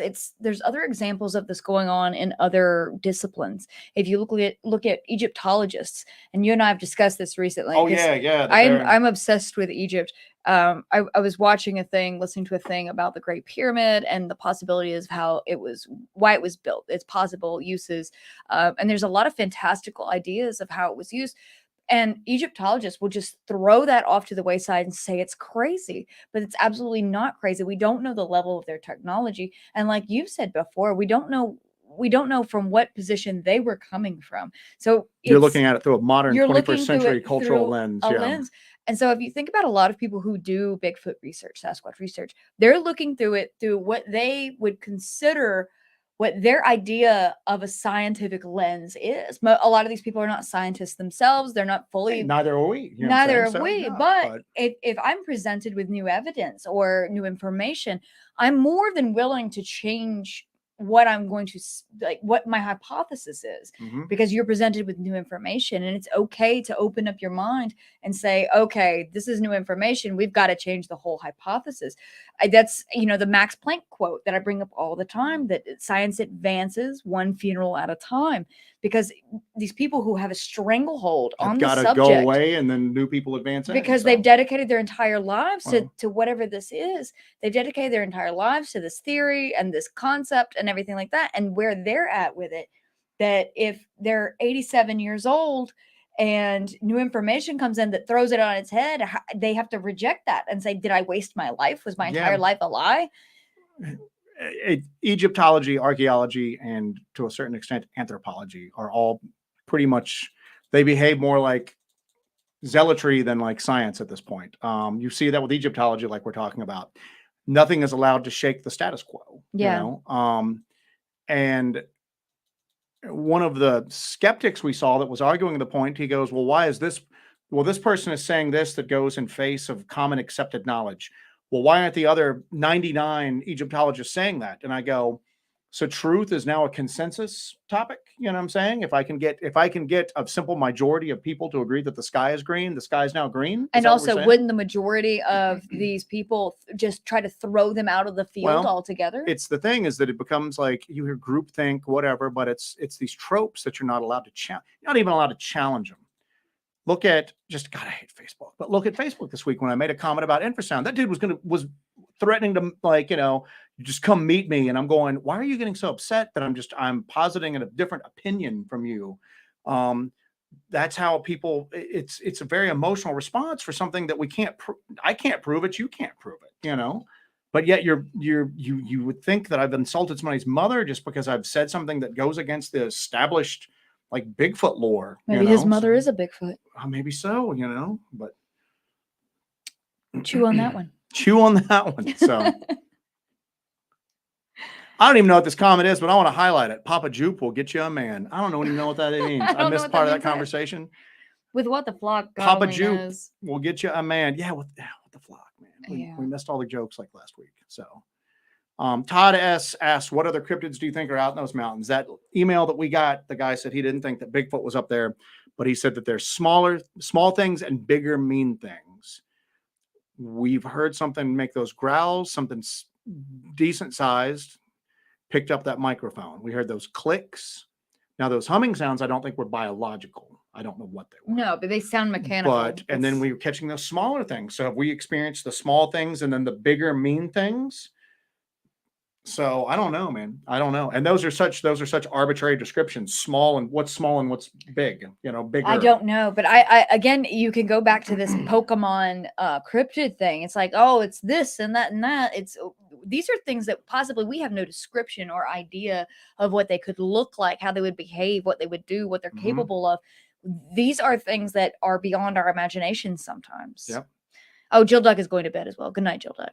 Good night, Jill Duck. I just said she would need that mule. So but these are, these could be horrors beyond our comprehension, of what these things are. We have no idea what they are. I think a lot of this is beyond our comprehension. I always go back to that, a lot of this is alien. And when I say alien, not from like another planet, it's completely alien to what we think of as like real. You know what I'm saying? It's Alien 2, a great film as it's well. almost incomprehensible to us. MK Ultra hiking and gear review. I'd really like to see y'all's layout. We've got a couple old ones that are up there. We really need to do an updated one, just so, not necessarily just be like, hey, look what we got, but just so that people understand some of the tools that we use out there and how we use them. And some of the stuff that we carry so much weight sometimes because we have so much equipment. It's astounding. Plus we have to carry water and everything else out there. Roy Robert asked, do you carry cell phones on you in the field? Yeah, we do. We don't use them that much. I use them to take still photographs. Photos when we're stopped. I see a lot of people using them for I keep mine tucked away in like a case. She keeps hers in a padded case in the exterior of her pack, but we're very careful not to try to break those while we're out. A, because we don't want to replace our cell phones, but B, we've got the Garmin GPS and like personal locator beacon on us, but at the same token, we try to protect the cell phones when we're out, just so in case we get into an area where we can like use it and we need to call for help or call for assistance or whatever. So Tracker $4.99. Thank you, sir. Tracker. Appreciate you. Mule and then a $5 bill. Thank you, sir. So Spooktator Bob said, y'all actually need satellite phones when you're that deep in the forests. Yeah, we do. It's a cost thing. And then also the InReach Mini, we can send satellite texts, which is obviously not quite as convenient as a satellite phone. No. But we can also set the tracker device on it where people can watch our progress from elsewhere. And then it's just got the alert for the personal locator beacon on there. So for us, it's and it's affordable. So for us, it's an all around good piece of equipment. So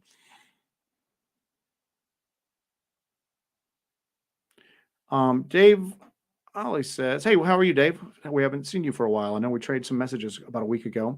Have you ever left your vehicle parked and come back and someone or something had messed with your vehicle or your tents if they were set up? We came back to our car one night and somebody had drawn on the window of it. And we didn't notice it until we were going home. Yeah. And it was so noticeable. We both were just going, there's no way we missed that on the drive-in. And now I guess it's not impossible.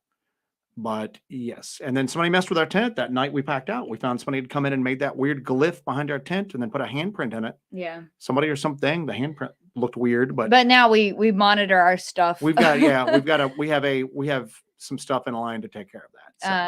So Susan Compton says, I've had a thought for a while. When folks are scared out of an area from Mindspeak, saying go or roars or whatever, what if the booger isn't going to eat them, but is protecting them from something else? So Bigfoot or Sasquatch is the good guy in this scenario. I don't approach it that any of this stuff is quote good unquote, or benevolent. Good. But if you talk to other people, they'll tell you that's not the case in other places. Yeah. That's just our own personal experiences. Our Tracker's on here, and Tracker he's had positive experiences with them. You know what I'm saying? So, and if you listen to his experiences, you don't sit there and go, you just walk away going, this has happened to this guy. This guy's telling the truth. So it's possible. Because again, you flip back to this. If it wanted to take you or eat you or kill you, why would it scare you out of the woods or even give you any notice whatsoever? Yeah. Again, I think that these things are acting in ways that we try to humanize. We try to put human thoughts and emotions and logic. And these are things that are unlike us. So maybe we can't decipher what they're doing or what their intentions are or their desires are, if that makes sense. So.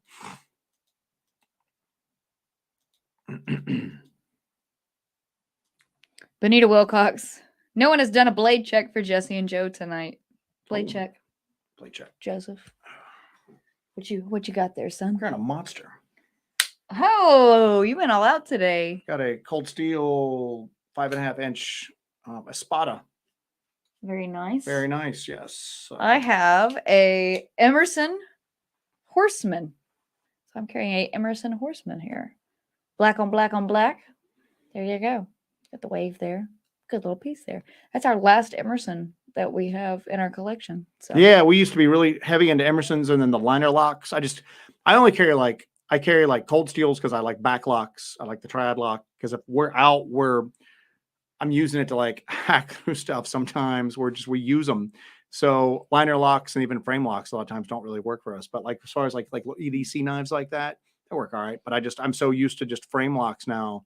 The only non-frame lock, I have like a couple of zero tolerances that work really well. I've got a Columbia River Hisatsu that our friend Lenny gave to me that it locks up like a bank vault. But yeah, the rest of the time I'm going for back locks. So Kaiju Ninja 1985 says, "Have you seen any handprints on your vehicle?" We just saw that somebody had, because where we go, there's lots of gravel roads, so it it's gets very dusty by the time you very get up there. dusty. So if our windows are completely like caked in dust. So somebody had made, it was numbers, wasn't it?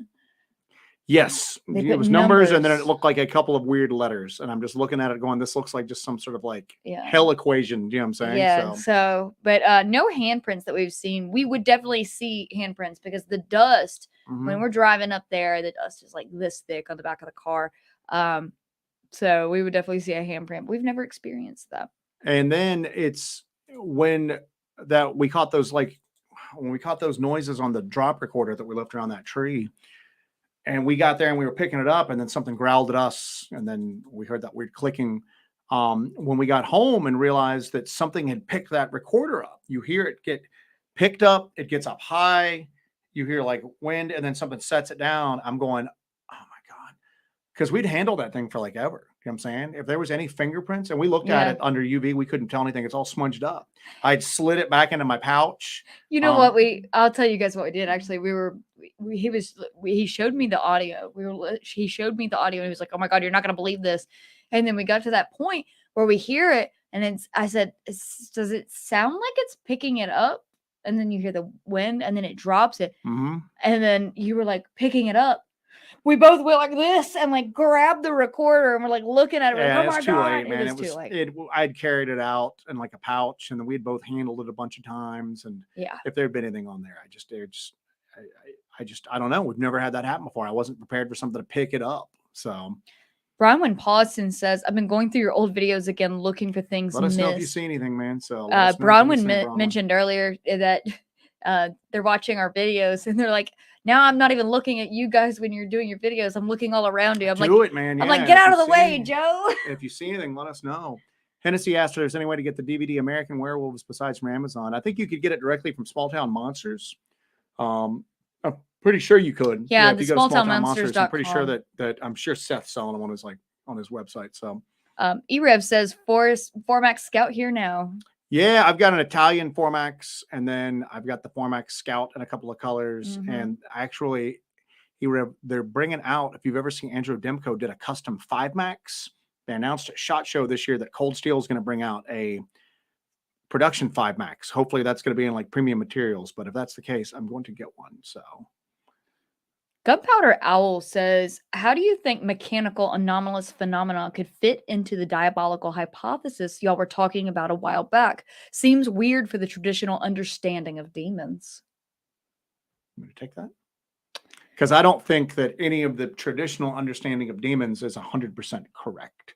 I think that what we're dealing with, that if we ever get to the truth on it, we're going to think that it's more of a fusion of all of this stuff than what we maybe thought of. And that everybody... So it's not like a pure like religious standpoint of I think that the closest equivalent is that old thing about blind men feeling an elephant. You know what I'm saying? One felt the tusks, one felt the ears, one felt the trunk, and they all three thought that they were touching far different things. I think that we're going to see something that bridges the demonic, the interdimensional, the physical, and that maybe that there is a technological, a technology kind of side to this as well. Again, I think that we're dealing with something alien that when I get right down to it, I don't think that anybody's explanation, including the one that I just gave, comes anywhere near to what it is. That it's something that is, maybe we're not wired as humans to even understand what it is. Maybe when we come up with these little analogies to it and these explanations, we're looking at something that's like indescribable and we're describing it as best we can. Or you know what? I could be completely wrong. Maybe it could be extraterrestrial that got here via mechanical means, and it's presenting itself in these maybe there's some sort of great like deception going on. Again, all you can do is look at the data that you have, and a lot of times the data conflicts with one another. You know what I'm saying? And it's almost you have to look at it then and go, why does all this data conflict? Are there like several different types of phenomena going on, or is there one type of phenomena that is, or some of these things that people are experiencing or seeing, are they red herrings? or are they purposely trying to confuse us? Exactly. So. Kaiju Ninja 1985 says, Joe and Jesse, would you write a book? About what? So everything. About everything. Yeah, I've talked to Jesse because she's done a great deal of research. Actually, you and Martin and Dewey should get together and I'll write a history of the LBL that starts off with like the natural history of it and then just gets weirder, veers into the weird stuff. So, yeah, that would be actually awesome. So.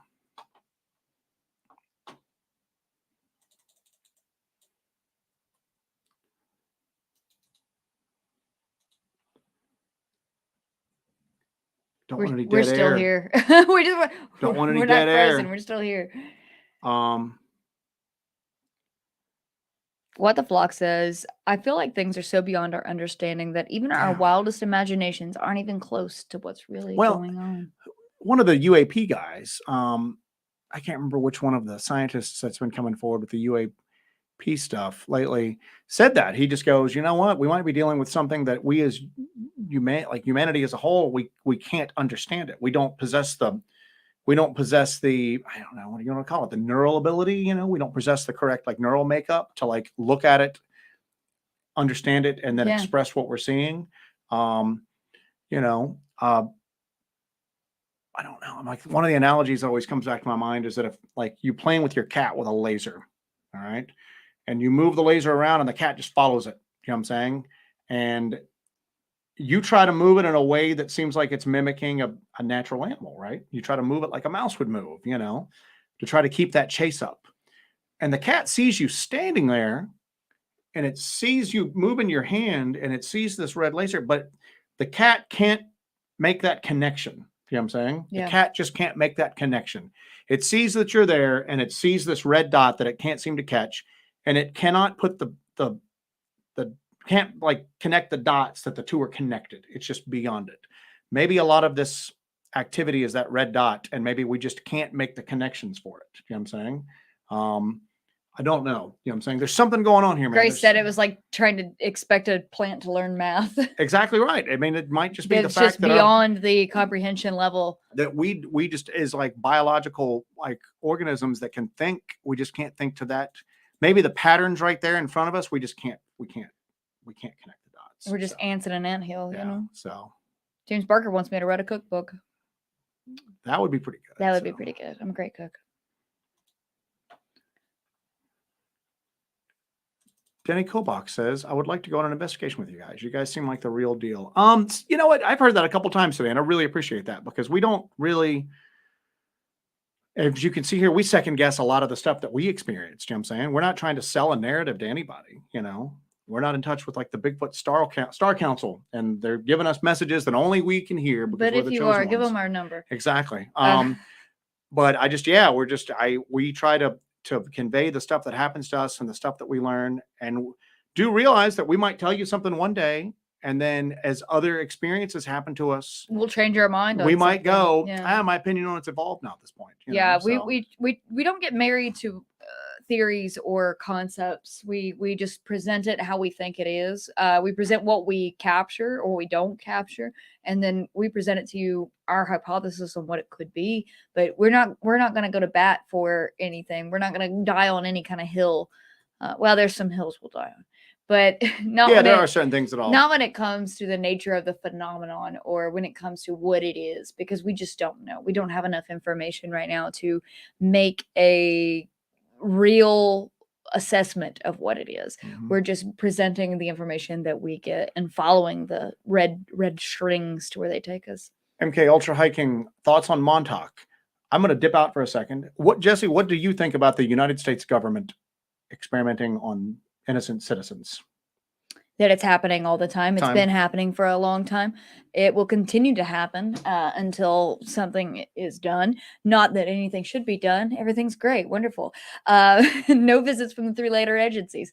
But the U.S. government has been experimenting on the populace since the beginning of all of this. You can look at things like the MK Ultra program, which you are, named after it there. But you can look at Project Monarch. You can look at all of the things that the U.S. government has done. You can even look at medical experiments. You can look at what happened, the Tuskegee experiments. You can look at all of that and see that just because you are one of the citizenry, that you do not have any sort of privilege to not be experimented on by your government. And it's not just the US government who has done this. There are many examples through the ages. And I think it's just going to keep happening because when scientists run out of rats, they've got to graduate to something else. And sometimes people are this something else, and they need to procure those people for those experiments. So you can go back to Nazi Germany. You can look at the experiments that were performed in Japan with Unit 731. These are all prisoners of war that these experiments were done on, but scientists are always looking for that next step, and psychologists and government officials are always looking for that next step of experimentation. You can only do rat experiments for so long. You need that human experiment just to see what's going to happen, because you can only game it so long with animals or AI or anything like that. You need to do these experiments on people, and so they're going to do them whether you want them to or not. So that's definitely going to be a thing that happens. And sorry, I just rambled forever about that, but yes, absolutely. Cryptid Response says, let's show some love and hit that like button, everybody. We're gonna lose a lot of people on our thing here because I just rambled about the government experimenting on people for like 10 minutes here. But yes. Gunpowder Owl says there is no government that is not corrupt and seeking more power at the expense of the people. Yep. Unfortunately, that is true.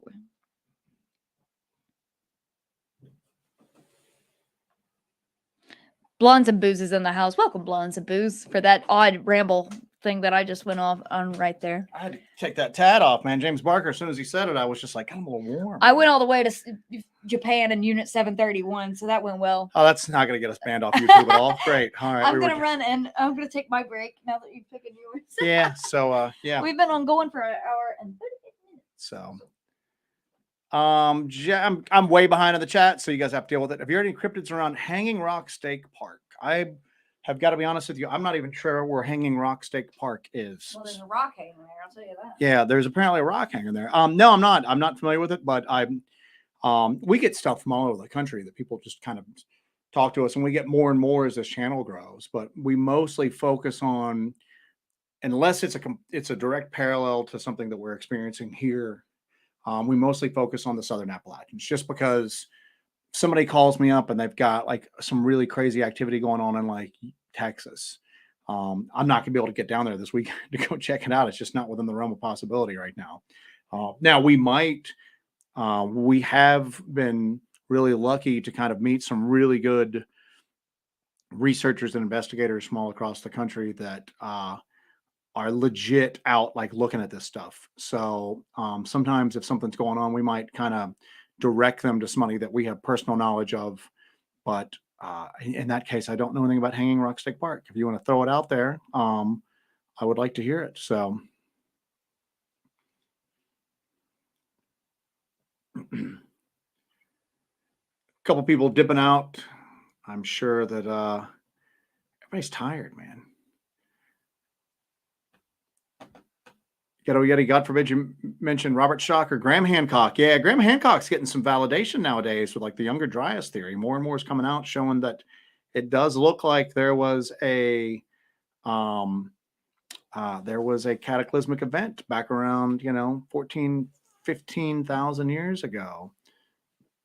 Susan Compton had asked, is it the bigger, meaner things that's the danger? I don't know. If you go back and look at where we read that email that we got, the guy just said that, and the guy knows where we're at. And what's weird is the guy that had talked, the whole thing was he was talking to us about screaming lights.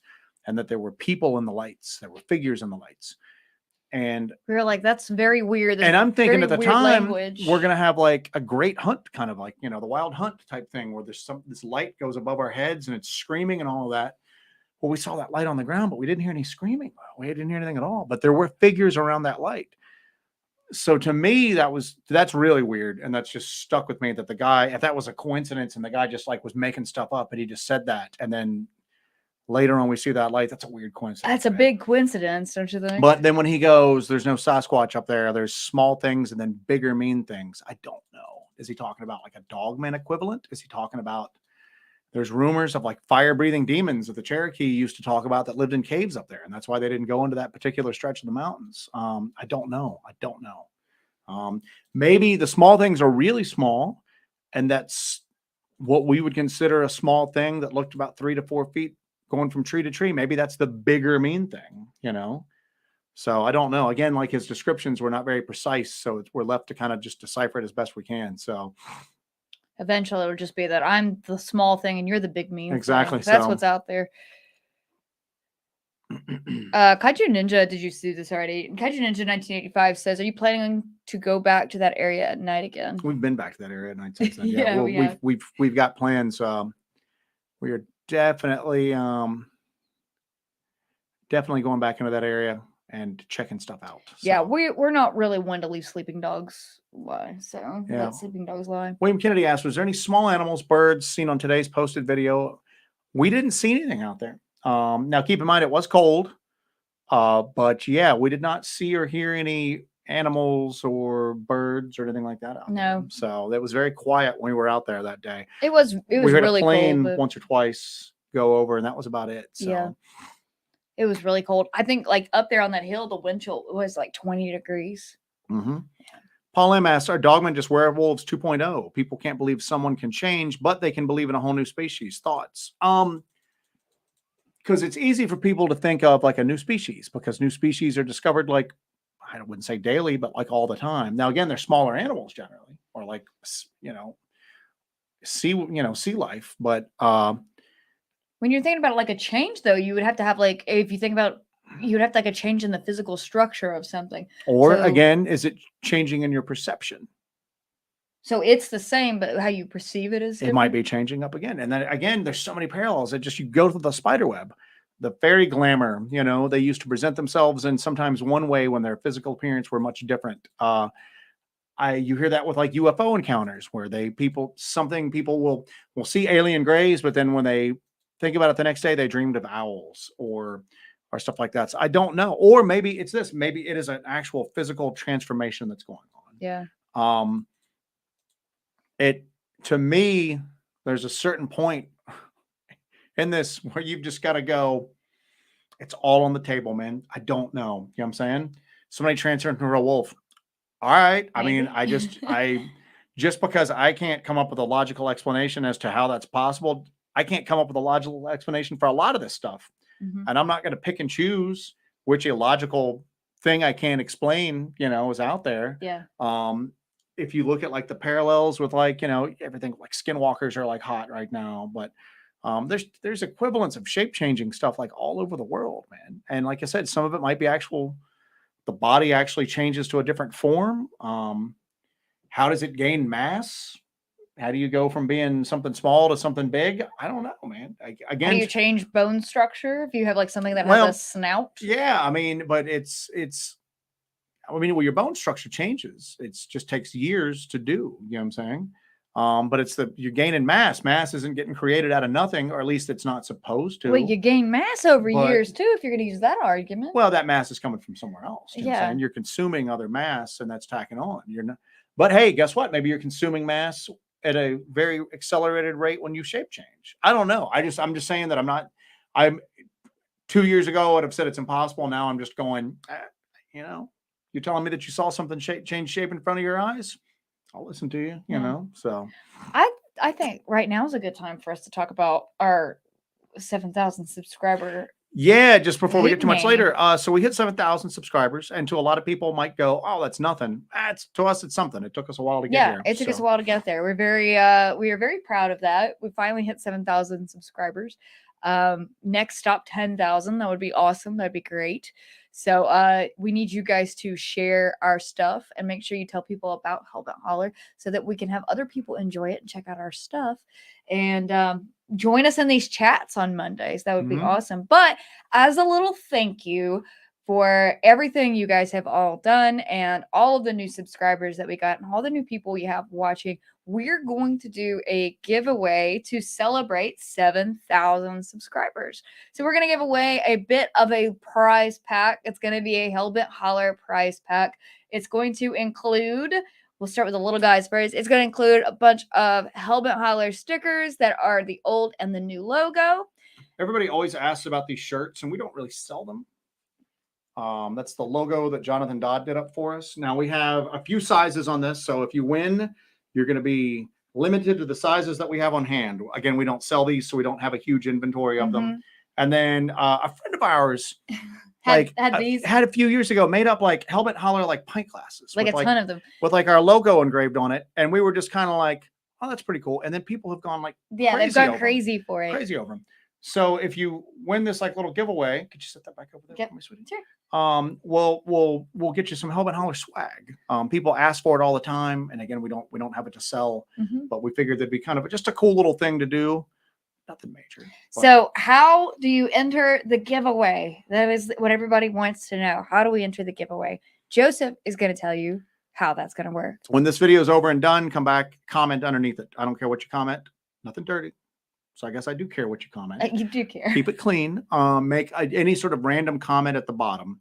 We'll run it until, let's say... We'll announce the winner. Wednesday? Is that enough time? Thursday? 3 days? 3 days? 2 days? 3 days, yeah. Friday? What do you think? We'll cut it off Wednesday at midnight. Okay. And then what we'll do is we'll go through, we'll jot down the names, everybody who commented, pull them from a hat. We will respond to your comment on there. And then just to make sure that people aren't going, oh, that's me, and I get 3 people claiming to be the same person, what we'll do is we'll get you to email us. We'll give you a specific number that we'll need you to post under your original comment so that we know it's you. Yep. In response to him saying that you're the winner. Yeah. So that way we don't, run the risk of somebody saying, oh, I am, Butthole Surfer 71. That's a pretty odd name just to kind of pull out of your That's a good there. Butthole Surfers is a great band. But anyway, but anybody could say that they're that. So that's how we're gonna do it. Comment after we post this video. As soon as we're done tonight, we're gonna make the video part of the channel. It's gonna be under the live tab. You get in there, go into the comments, comment on the video. Make sure you like the video too. You better like it too. But make sure you comment, and then we're going to pick one of those and go through there and pick one. And whoever wins, we will respond to your comment that you are the big wiener. You are the big winner of the day. And it's nothing major, but we've got a little bit of this stuff left. We just wanted to kind of share it with some people. Like I said, we've got don't we have like a Teespring store up? Don't order anything off it. The quality of the shirts were terrible. Yeah, these are great. These shirts are awesome. Buddy of mine has a screen printing business. They're hand screen printed. They're excellent quality. It's that super soft, buttery soft, high quality shirts and the best inks in the world. It's Agenda Trading Company. He does our t-shirts for us. So you're going to love this shirt. I know a bunch of people in the chat right here have a couple of these because we have a lot of people that we've seen before. Yeah, we usually just give them out to people that we see in person or, so this would be a good chance that if you don't have one to get one. Yeah. So a lot of people really like that logo. Jonathan Dodd knocked it out of the ballpark with it for us. So like I said, when we're done here, just comment on the video, and then we will have an end to this probably Wednesday at midnight, and then we will select one, and you will win a coveted limited edition, rare, ultra rare Hellbent Holler prize package. And we might even throw something else in there. We don't know. Depends on if I have a big box, we'll throw some other stuff in there. Who knows? Who knows what will happen? So make sure you do that, participate in that, and then we look forward to sending that out to somebody. Jay Myers says writing a book would help your retirement. Gorilla Pee and Copter Fund. I was wondering how long it was going to take before the Gorilla Pee got brought back up. Everybody's laughing because they're like, it's a band, Joe. I know that, but I'm well of the fact that it's a band, but I was just going, what Butthole Surfers was your first thing that you came up with? I went right for the Butthole Surfer. Went right for the Butthole You're Surfers. a Gen Xer. You know it's a band. I know. I'm well aware of it. So, Chad, and every week we do this. Wolf Schledage Steinhauser Bergerdorf. What's the biggest group you ever took into the woods? 3 people. Me, Joe, and then we took our friend Katie, who is a ghost hunter. Now we did take a small group of people in at the Wild and Weird Con in West Virginia, where they thought they caught something on thermal, like might have caught a Sasquatch on thermal. That wasn't really an investigation. That was just more of an equipment demonstration. Yeah. But we don't really take like big groups into the woods or anything like that. It's I think it's the larger the group you have, there is something to be said, the larger group you have, the less chance you have of getting any sort of activity. So yeah, 3 people is the largest we've ever gone out with. So that's about it. Oh, Tracker says, what's strange about the Screaming Lights video is you had just seen a couple deer. They didn't seem spooked like the other people or beasts were in the area. That was the portal video, the portal video, the burning light. We had those deer that we saw. And they just looked at us and they didn't care. And we were like, oh, we've never seen deer up here before. It was 2 of them. But yeah, you can see them in that video.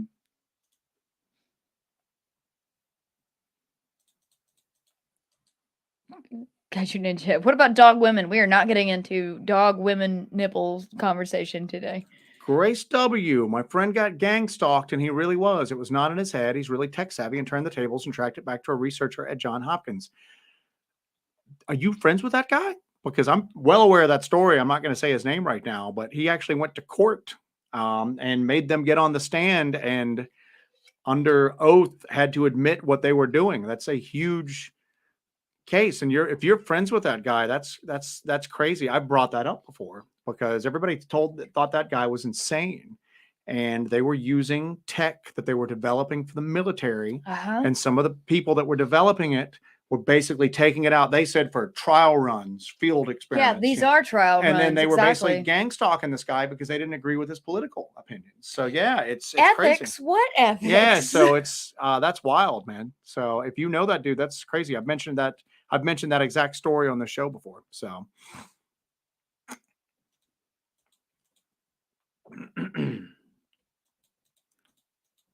all right, going back through. It's in Danbury, North Carolina, and Stocks County. I believe that is what he's talking about as far as the hanging rocks. So I'm not familiar with that. So, I'm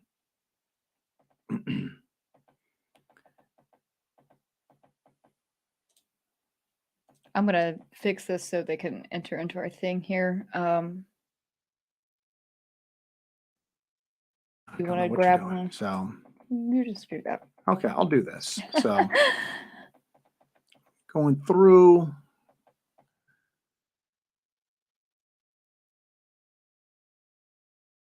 couple of deer. All right, I'm catching up, man. So.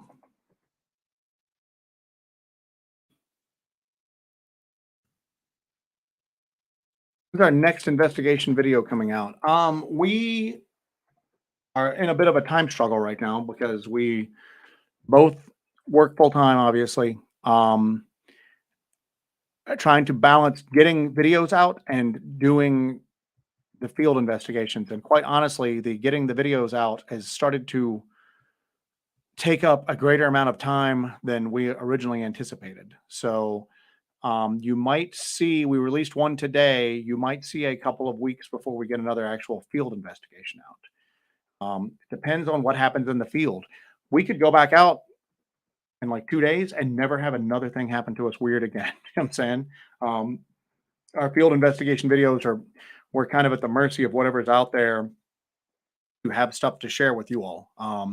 If we go through dry spells where literally nothing happens at all, ever. And then we have periods where it just seems like it just happens like repeatedly, just over and over and over again. So it's going to depend upon what we experience, and it's going to depend upon time to get it out then. So Jessica usually handles all that stuff. And I've tried to help her out with it a little bit. It's difficult because he's been sitting in there when I'm doing editing. It's like insanely time consuming, man. I'm surprised we ever get anything out, you know? Yeah, it is very time consuming. I'm trying to create a ticker for the bottom of this. We're now here. I've got my shawl on. Grandma is here. Grandma's on the computer. Grandma's She's on the computer. Here I am talking about how I edit videos, and then I can't even do a simple operation. Gunpowder Al, my power just went out. That's happened to us so many times on this. Not the power going out, but the internet going out, weird computer stuff, and then we get off the stream and we never have another problem until the following Monday when we're trying to stream at that point. So a couple of people congratulate us on 7,000. Yeah, and I know there's much larger channels out there. Like I said, we really haven't seen any growth until over the past year, and we've grown leaps and bounds over the next year. To us, it's not having a giant channel, although that'd be nice. That'd be really nice to have an audience to share our stuff with. But we're not really looking for people that are just looking for creepy stories. We're looking for people that are kind of into the same kind of like that spend a decent amount of time thinking about this stuff. And some of you guys, I think you can attest, because I'm sure some of you are in like other chats with like other channels and stuff like that. And it's just that they do things differently.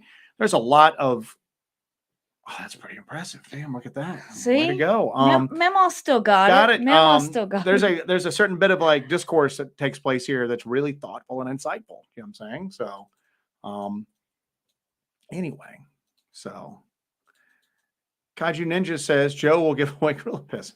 I have none to give away as of yet, my friend. So if I get some, maybe I'll do that. Maybe I'll do a little we're not giving away stuff we can't even get ourselves at this point. So yeah, none of those medical supply houses have answered my email. So I got to go back to square one here with it, but we're going to get it. We're going to use it. They have reported you though. Oh, I'm sure I'm going to have some weird like field investigation team from like the, Department of Agriculture is going to show up here wanting to know why I wanted like female gorilla urine. And what are you going to say? I'm going to tell them, you're going to say what a man does in his own home is none of your business. No, I'm just going to go. I'm not even going to lie to you guys. I'm like, I got a weird YouTube channel here. Here's where we're talking about it. This is what we're doing. All right. Oh my goodness. I'm just catching up to the butthole surface section at this point. Jamie Adams says, is there any way to buy one of those shirts? Would love to buy one, or says the person who printed them for you sell t-shirts. I could possibly print one up and buy it from them. Sell them down the road. If we did them, because we don't want to do, we're limited on space where we're at right now. Where we live right now, we're limited on space. It is all full of equipment. We literally live amongst equipment storage. But what we're thinking about doing down the road, and not that far from now, not that long in the distance, but we're thinking about doing a pre-order on the website. And even that, I don't know, man, because it's a lot of extra work. Well, no, it's that, and like we're really appreciate. Like people have donated tonight to it, and we really appreciate it. We're going to turn around, spend a lot of equipment. You know what I'm saying? Yeah. It's not like we're going out. It's not like we're going to Sizzler with the money or anything like that, or paying our rent. Sizzler. It goes towards equipment to try to bring stuff to you guys. But even then, we're really wary about being like a couple of like hucksters, man. You know what I'm saying? Yeah. I'm up here going, buy our t-shirts, limited edition hat on sale this week. Extra $20, we'll sign it. We might eventually sell some. Would you like to buy a bucket? So a Hellbent Holler bucket. We might eventually like do some merch just to kind of dump some more money into the equipment and everything. But if we did these t-shirts, we would do a pre-order on them. Yeah. Because that'd be the easiest way to do it. That way I can get, whatever goes on the pre-order, whatever you order, you get. That way we don't have a ton of stock of stuff here. And we have boxes of t-shirts laying around. Yeah. So we would do a pre-order if we did it. We just have a lot of people asking. I mean, if people want it, I guess we would do it. I guess it would be, we would sell it if people wanted it, but I wouldn't be trying to push people to buy it. You know what I'm saying? No. Because I would feel like I don't want to come across like a grifter. You know what I'm saying? So, I don't want to come across like a huckster just out here trying to like move, You could get this limited edition Hellbent Holler exactly. LaCroix can. So it's Dogman coconut flavored. But we might do it if people want it. I mean, but it have to be stuff that people like specifically wanted. And then even then we would just do enough to satisfy like the immediate need from people. So give the people what they want, Joe. Well, What the Flock wants a freaking severed head. It's like the third time he's introduced it there. He keeps talking about it. If he gets a severed head, he's going to be extremely upset. So, the beanie that he wants has to come on something. So. Yeah, exactly, man. I can't just send an empty beanie. Where the Sasquatch roam goes, you want some gorilla pee? I'll make a call, dude. If you could bring, if you got the hookup, if you got the line for gorilla pee, the idea is that we were using Sasquatch pheromone chips, which are gorilla and human, scent smell, like sexual scent, like infused, like pheromone chips. And I was clumsy in that because I was trying to think of a way to describe it that was not crass. And so you thought looking at the camera and going, sexual yes, scent I was realized the way how to, badly that came out. that was right the way after. to go. That's, you know, that's what you went with. A little sleazy. All Can't right. help it. But sexual we can't get scents. those anymore. The company stopped making them. So, and people are always just like, well, if you don't think Sasquatch are like apes, what use would that be? I don't think they're apes, but obviously these things have exhibited heightened like senses, smell, vision, hearing, everything like that. Mm-hmm. So what we would be doing is we would be putting a novel biological smell into the area that would hopefully appeal to one of like the primal urges to fight it, mate with it, eat it, something like that. So that's why we're looking to do that. There are no gorillas that we know of roaming the southern Appalachians. So if we were able to introduce that scent in there, maybe we could either make something so angry or so curious that it would reveal itself and we would be able to document it on camera. So if you do actually have a gorilla pee hookup, let me know because I'll put it to good use. So. Martin Grove says, I am not holding the cup for the gorilla. Martin, it depends on whether you draw the short straw or not, my friend. So, oh, God. Well, the vlog says, just remember, Joe, when the alphabet comes looking for the gorilla pee, you lost it in a boating accident, tragically. That cup of gorilla pee is at the bottom of the lake, officer. So. Grace said she'll get him to. I'm assuming Grace is talking about that guy that happened to. Again, I've mentioned that at least twice before. Yeah, he has. And it's just because that's the thing that everybody thought that guy was crazy. And then that dude just literally, like you said, he was tech savvy enough and he got him he made them get there and they had to admit under oath what was going on to a certain extent. And then they somehow were able to go, oh, it involves national security. So we basically, I think the guy got an apology out of them. Yeah. They had to publicly, they couldn't say what they were using, but they had to publicly admit that he was not lying. So anyway, there you go. Pyromedic says, how about a signed copy of Martin's book? We will, when we get to 10,000 subs, I think what we're going to do is a real deal prize pack that may include a cool piece of either cryptid or ghost hunting equipment in it. Yeah, because this one tonight was literally thought of like a few minutes before we got on, and I went, "Hey, what do we have around here with Hellbent on it? We should do like a little giveaway tonight." What pile of merch do we have? Yeah, so she did that little graphic and put it out, but otherwise that's how quickly we planned it out. But when we get to 10K, I think what we want to do is give away a cool piece of paranormal investigation equipment, and maybe we'll get Martin and Dewey's books signed and include those in there too. So, but you guys got to get us to 10K, so you got a task ahead of you.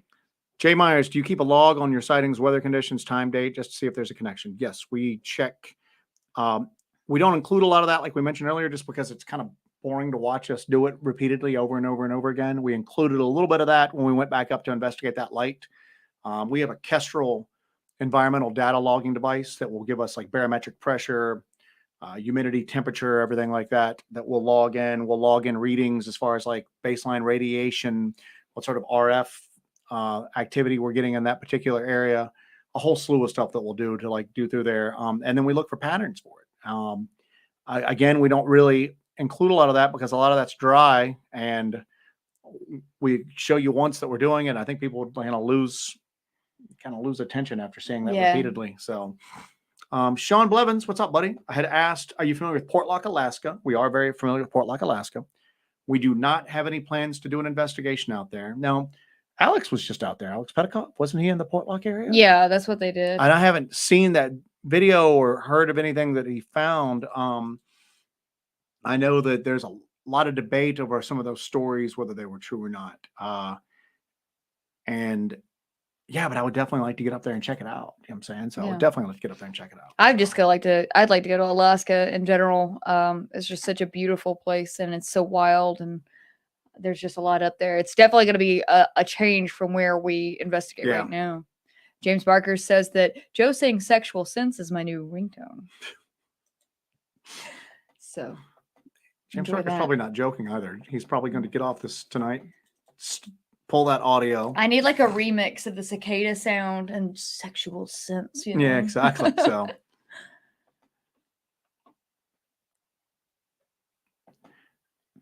Bronwyn goes, maybe while you're looking at Bigfoot, the things come out of the holes in the ground and attack you. Well, that's a good thought, Bronwyn. And one more thing to worry about. I still don't think that there's Sasquatch up there. I just think that there's something else.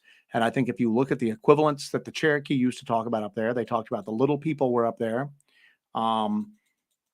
They had a lot of stuff up there. They did not have stories of large, hairy, man-like creatures up there, though. So I think that we're dealing with stuff that maybe people have dealt with briefly in the past, and that's kind of generated some folklore and some legend up there. And I think that maybe we're starting to interact with it a bit more for whatever reason. And I don't think it's because we've talked about this before. We talked about this last week. I don't think it's anything to do with us, you know. You see people kind of like talking about how they've been chosen somehow for this. I just think it's because we're going out there. It's just because we're there. We're there with, sometimes we have the right equipment to catch it. I think that if there were other people up there doing that same thing, they would have similar experience. I think it's the place, not us, basically. So when you just said that, I laughed so hard inside. Yeah. Chosen. I've been chosen. What's that? I've been chosen. I've been chosen. Oh yeah, I forgot about that. I thought that's what you were. There are people out there that think they've been chosen by these that's things. what you were alluding and to. that might be the case to a certain extent with us. I don't think that it has anything to do with us. I think that the phenomenon's going on in that area, and it's because we're in that area, and I think that's why we're experiencing some of this stuff. Yeah. I don't think it's really anything. I think you could.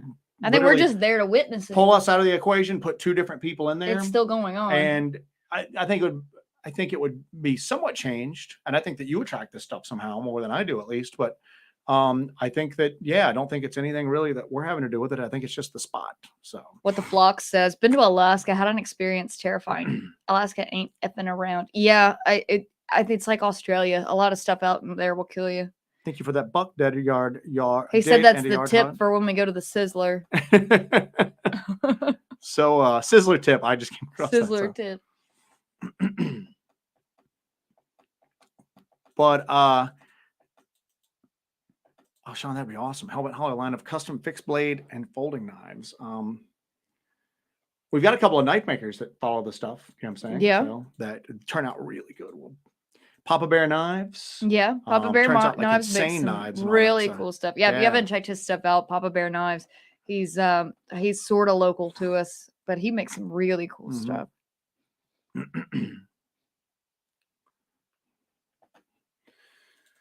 We're criminal throwing them all together. Yeah. So that's what's going to be on the t-shirt, the new t-shirt. Shelly Vidal said you guys could have a booth at a show and sell tons of merchandise. We've done a couple. We don't really do a lot of like shows like that.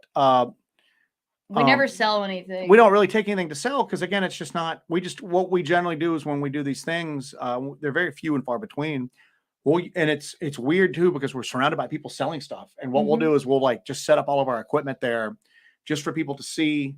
We're not letting people run around with like $5,000 thermal images or anything like that, but we'll let people see what we use and talk about the equipment we use and just talk about our approach and kind of because a lot of times people will see this stuff on TV or YouTube and they've never seen it in real life. Yeah, that reminds me though, we are going to be at Small Town Monsters Monster Fest, where we're one of the sponsors to that event. So we're going to have a table there, and our friend Martin Groves is going to join us. Our friend Dewey Edwards is going to join us. So they're both going to be hanging out with us at that. We'll have like 2 big tables there. Yeah. And we're not selling anything, I don't think. We might have some shirts or something like that, but I don't even know if we'll do that. So. We're going to have a lot of our equipment out there, so you can come out and see some of our equipment, see how it works, come and talk to us. But that's basically what we're going to do. We're going to have a table there. It's going to be June 3rd in Canton, Ohio.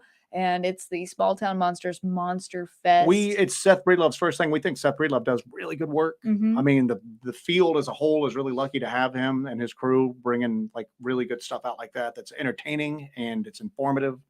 So when he did his first festival, we wanted to kind of help him out. You know what I'm saying? Help him make it a success. So we sponsored it, and then we. Like I said, it'll be the greater Hellbent Holler kind of like group up there, just kind of talking. I mean, it's not gonna be anything we make money at, but if you guys could come out, that'd be really cool. It'd be really cool to meet some of y'all. We're just going to be up there just meeting with people and just kind of telling them a little bit about what we do, hearing people's stories and encounters. Martin Groves will be a rock star, of course, since it's like a Seth Breedlove thing. So we'll have,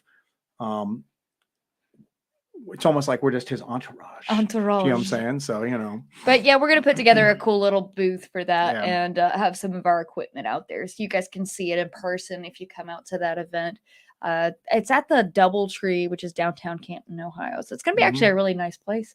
Yeah. It's going to be a nice little event. They're doing a movie premiere the night before on that Friday. And then the event is all day Saturday. I know that Stan Gordon is going to be there, all the Small Town Monsters people. So it's going to be an interesting event. There's some like mule dealing going on. What the Flock wants that mule. Mule days are a big deal up in Bishop. So give that man a mule. So Danny Kilback says, bring out an iron-on logo and we can iron it to our own t-shirt. We had some like weird t-shirts that people wanted, like make cryptozoology dangerous again and stuff like that. And we set up a Teespring store and it like sucked. Like the stuff, the quality wasn't great. I felt bad for anybody that ordered it just because it wasn't great. So we don't even like really push it anymore. And even then we weren't really making money off it. We had it set up that, you know, just if people ask for it. But now these shirts, Jacob, Agenda Trading Company, he does these. These are professional hand screen printed. They last through tons of washes. We've had ours forever at this point. Yeah. But this is what we get these made when we go to events and stuff, and we have these with us. But these are high quality t-shirts, high quality prints. So these are the ones, if we do decide to sell them directly, this is the ones we're going to do. Set up a GoFundMe for Gorilla P. I gotta convince them to sell it to me first. I'm probably going to have to eventually call them directly, but I've just got to have my patter down. You know what I'm saying? I got to have my spiel down. You're going to be sweating bullets. Oh, I am for some reason, man. I don't know why. When I emailed him, I was just going, God, this is so crazy. And Bart not only texted me while I was doing it, and he's just like, and I can't remember what he texted me about, but it was just, and I was going, I'm just sitting here getting myself on like a government watch list. I'm probably going to get picked up for like bioterrorism for trying to get like Gorilla P. And he's just like, what the hell, dude? Why are you like this? Why do you do these things? So everybody thinks you need to have a cologne called Sexual Sense. Sexual Sense. So we do like alliteration. So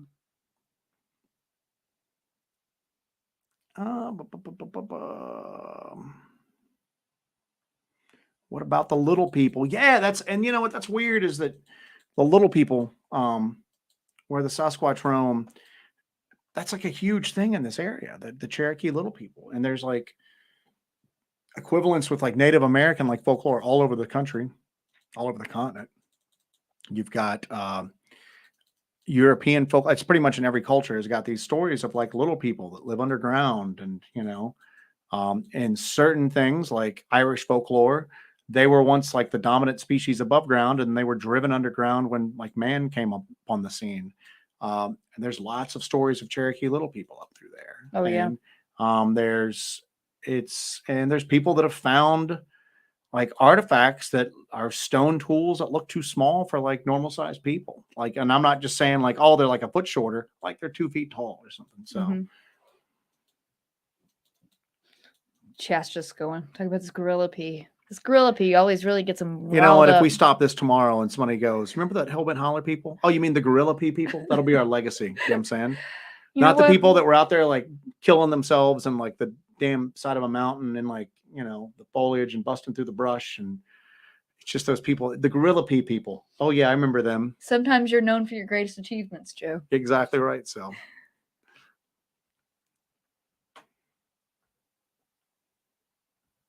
all right, going through here. Can I put Grandma wants to know. I'm Grandma. Can you put a link to Small Town Monsters Monster Fest info into the chat, please? For everybody. It's in Ohio. It's in Canton, Ohio. If you guys want to come out, it's in June 3rd. Yeah, and like I said, we're going to be there. As it stands right now, we're going to have, like I said, Martin and the Deuster there with us. And like I said, we got a couple of tables just for kind of like chipping in with it. And we're not, like I said, we're just going to kind of be there hanging out, meeting people. So I made a joke. I was like, we got to find a couch somewhere else in the hotel. That would be the Hellbent Holler lounge. It'll just be a lounge. We'll just have a lounge area. Is it working? It's going real slow. Watch us lose internet again. No. It's just Seth's site, so it's going real slow.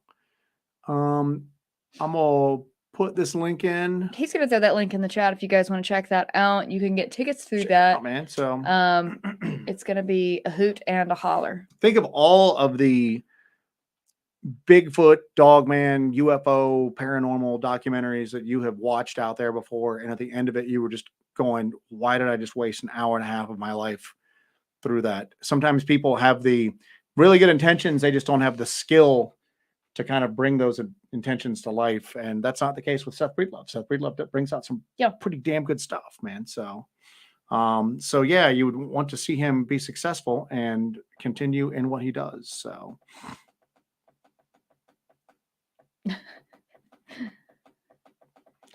Everybody's doing like a Hellbent Holler expedition to like Alaska right now, man. Yeah. So. Kaiju Ninja in 1980 said, be on the trail, Hellbent Holler. Yeah, Kaiju Ninja said that we need to investigate together with STM. We were going to meet up with Alex Petikoff when he was in the Smoky Mountains, but we just couldn't get up there. Yeah. It just, again, we have normal life intrudes like too often. And yeah, like Joe and I both have full-time jobs too. We do this in addition to having full-time regular jobs, not just this. So we can't exactly drop everything out of, without notice and go do it. I wish we could.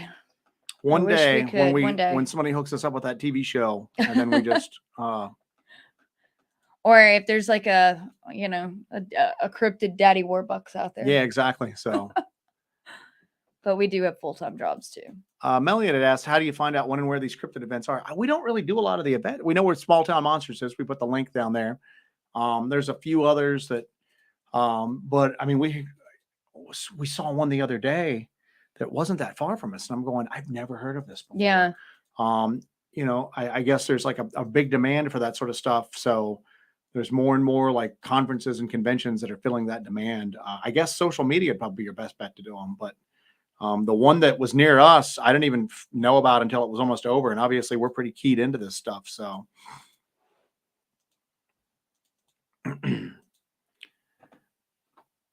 asking about the Cherokee Devil. The Cherokee have like some witch equivalents. They're called Cherokee witches that are usually pretty much dark entities. And there are some equivalents in Cherokee folklore for what we're dealing with up there. So, and there's also a history of fire-breathing mountain devils, as they're described. Yeah, which is weird. And I mean, we haven't seen that. I mean, that's not anything we've seen. I mean, oh, God, I really don't. Yeah. Yeah. All right, let's see here. I'm almost caught up here to this. So. Denny Kopic says, have you ever done an investigation in Green Swamp in Central Florida? No, we have not. However, we are planning an expedition with Central Florida Bigfoot. Matt from Central Florida Bigfoot. So he can show us around. Matt is, there's a lot of people out here doing a lot of different stuff. You know what I'm saying? But Matt is really good. He's really good. He's a photojournalist by trade. Mm-hmm. So he approaches this whole thing of, he'll even tell you, he'll be like, I'm not a researcher. I want to get photographic evidence. I want to get video evidence of these creatures and then share it with people. So he approaches it like a photojournalist, which is what he does. So he knows a thing or two about it. Oh, yeah. People are always going, oh, you should use analog cameras and stuff like that. Well, he just picked up the same model camera that, Patterson and Gimlin used to catch Patty, and he's in the process of experimenting with that right now.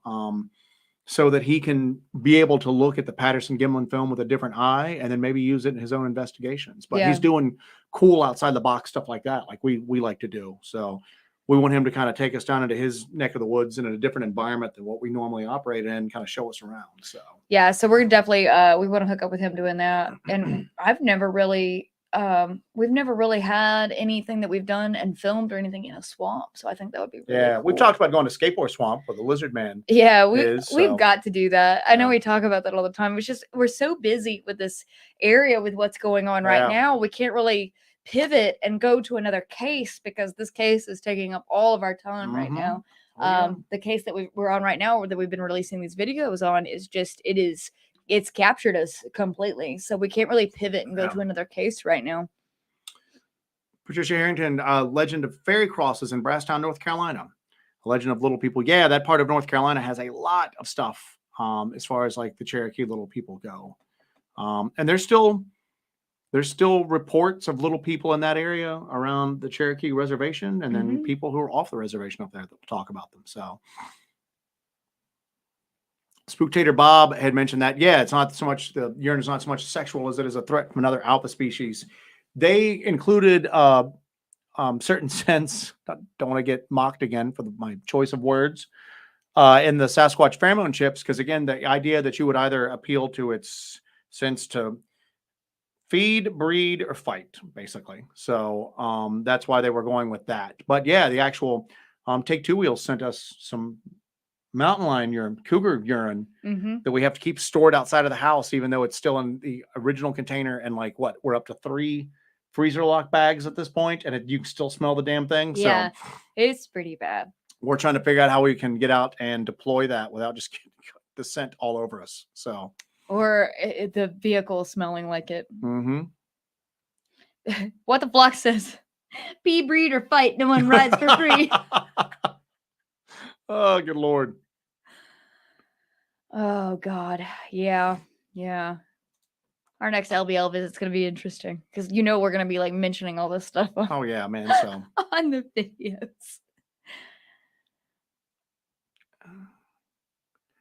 Dun, dun, dun. He thinks we ought to add Gorilla P to the live stream title. No, we're just now getting out of the. We're just now getting off the naughty list. With yeah, this we're stuff. just now getting out of the. Some of you guys actually even got notifications when we did this. And yeah, for today, once. so we want to try to keep that. We're gonna keep it friendly. Jay Meyer said we need a multi-million-dollar deal or a backer to fund your research. Yeah, that'd be. I mean, honestly, to do this stuff full time would be great. Just because cool. We're not, we've talked about this before. You get people like, what's his name, like Josh Gates, Yeah. And you can just tell that once the camera's off, that dude's done, man. He's going about his life. I mean, we kind of live, eat, and breathe this stuff. So if we actually had a budget to work with, we could probably get some stuff done. Man. Time. Yeah, we'd have time to do it, and then we would be able to. Yeah. There's a lot of stuff we can't ever try to do because we're just financially constrained for it. But eventually, you know what? We might go in that direction. We'll see. We'll see where the world takes us. Because one of the things I always thought about, if you guys remember, they tried to get that thing called the Falcon Project off the ground, where they were going to have little like dirigibles, little like blimps, mini blimps with camera equipment on there, just going around like 24/7. And I was going, man, if we need to do that, but we need to do that with thermal. And try to get that up there, and then just set it up on like not a constant pattern. Have it be irregular in the pattern, so that it wasn't always following the same pattern, so things could recognize the schedule and then avoid it. But try to do that. God, that'd be like awesome to do. And you could do it like probably with a decent sized area. You could probably do like 8 or 10 and still get some really good coverage of it, and maybe get some interesting stuff. So that would be such a project, though. Yeah, but you need money to do it. So that's the thing. And also monitoring the footage, monitoring what happens. Again, you need money to do it. So you need money to do it. I'm just saying that's a crazy undertaking. You couldn't, that would be your full-time job to do that, as opposed to I have to work a regular job, and then whatever time I have left is what we do it in. So dirigible viewing. Yeah.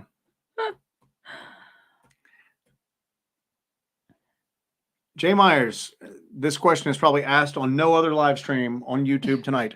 What type of container your mountain lion urine in? It is in the container it came in, and then it is in a sealed plastic bag with that.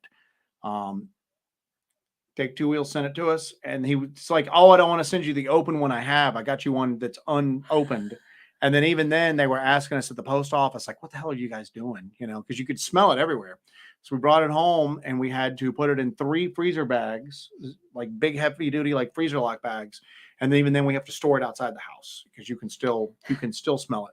Also, your typos are making me think you're just going, what type of container your urine in? So this has turned into a pee stream. Yeah. Okay. All right. We're back on getting banned again. Yep, that was a good ride. We had a couple of weeks where thanks, guys. Had a couple of weeks. So you mean actual gorilla pee? I thought that was our safe word.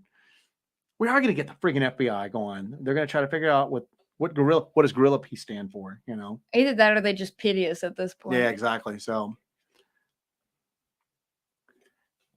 I think Alan Lassiter's in the chat. Hello, Alan Lassiter. Somebody said Alan from South Carolina. I didn't see him in there, but What do you think? Go We'll go a little bit longer. We'll go maybe 10:30. We'll see. We'll see how the chat's Okay. going. Turned into a pee stream. I know. We're gonna have to end it before they end us.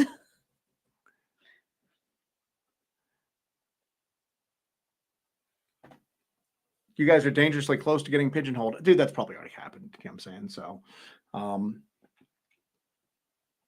I'm sure that there are established names in this field that go, oh, the gorilla pee people? Oh no, I have nothing to do with them. I have to protect my reputation. So I am a man of science. So not a man of urination. So yeah, I guess we are going to wrap this up around like 10:30, guys. If anybody's got anything in there that they want to, Jen Palazzo, do you think the magnetic pole shift has anything to do with these anomalies ramping up? I don't know. Somebody had mentioned that earlier. And if these things are interdimensional, you could see that maybe a change in the magnetic field might make it, I mean, this is all conjecture, might make it easier for these things to come onto like our reality. Or if there's if they're hidden by our perception, again, this is like an unknown effect on an unknown phenomenon. I say you're entering something new into the field. So yeah, it might very well make it. That might be why things seem to be kind of like ramping up right now, is because of the change in the magnetic field, the magnetic pole shift. Could be that. Could be the CERN thing. It could be it's time for it. You could have coronal mass ejections might have like an effect on it to a certain degree. So it could be that this happens every number of years, or it could be that finally whatever it is breaking free from its prison. Good Lord, man. So good God. All right. Sorry. That's all right. So Mr. A, yeah, and we do that. We look and see when, especially when we have weird equipment, like malfunctions or the equipment acts odd, we'll check and see what was going on as far as like solar activity, anything like that. We have not seen a correlation between solar activity and the equipment we carry as of yet. Yeah. So South Forest 10 says, hi guys, without giving too much personal information away, how could you tell us your background and survival skills and how you got started with this, and about how long have you been doing this for? I've been doing, I was doing Bigfoot research for years and years and years and years. I took a break for a while because when I lived in Louisiana, I know Louisiana, especially up near that border of Texas, is supposed to be like Monster Central. I never had anything happen down there. And then when we got together, Jesse was more into like paranormal research, and we relocated. We were in New Orleans at the time. We relocated back up to the Southern Appalachians where we're both from, and started to kind of get involved in this stuff. And at first it was almost just like we weren't really having anything happen. It was just kind of like we were going out hiking and legend tripping, you know what I'm saying? And then we had an outing where just some crazy stuff happened, and we just became obsessed with it at that point.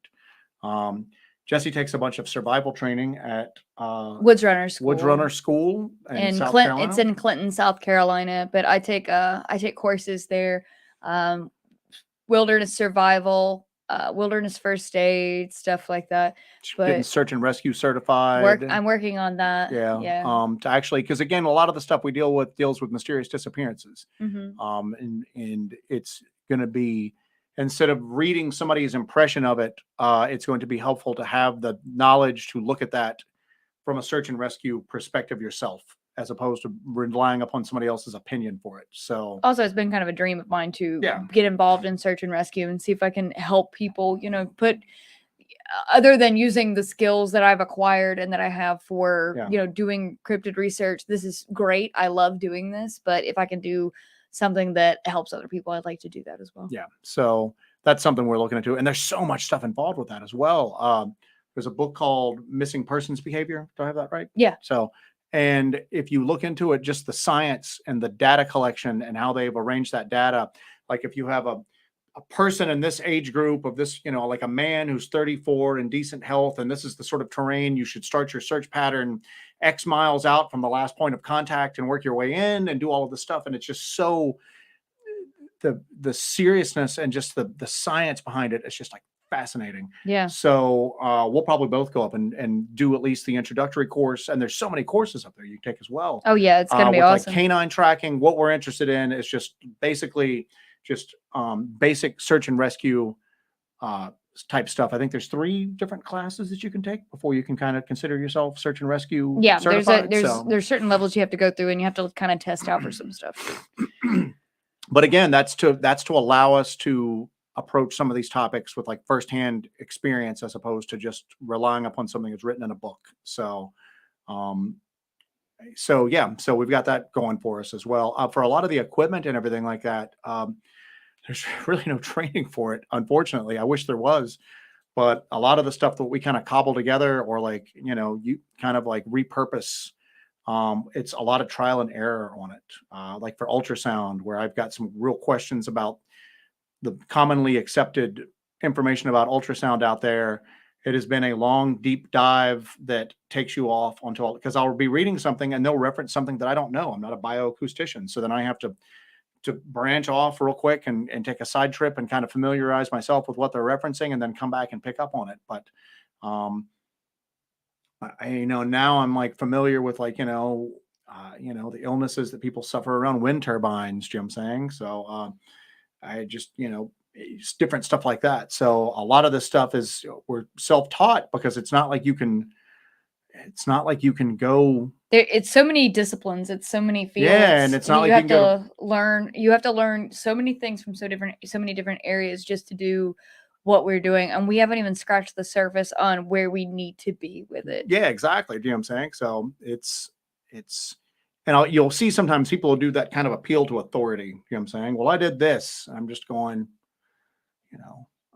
I don't, that's great that you're accomplished in that. And I could see maybe where, like with Jeff Meldrum, he's with foot mechanics, the biomechanics of the foot and how the human foot has evolved and worked. Well, that comes in very handy with people that are finding trackways and footprints and everything like that. But like if we hear a possible Bigfoot call and somebody goes, "Oh, you should talk to Jeff Meldrum," and I'm going, how will that help us?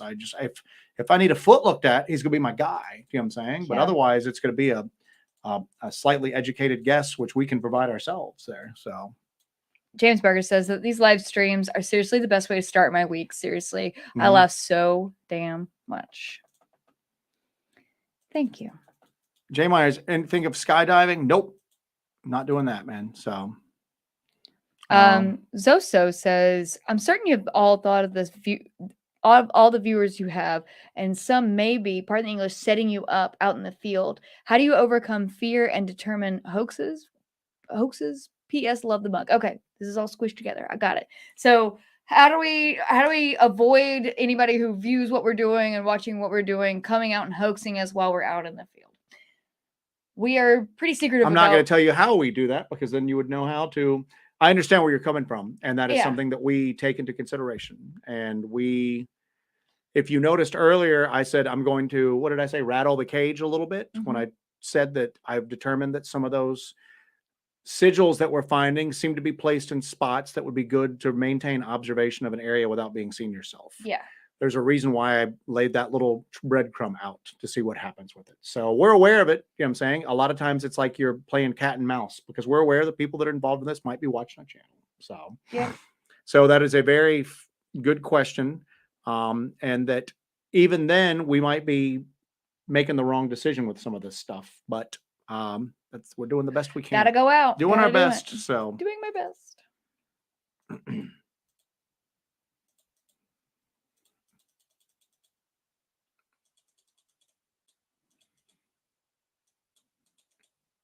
EREV talks about in the 70s, they had that laser device that could be pointed at a house glass window, could decipher what was being said.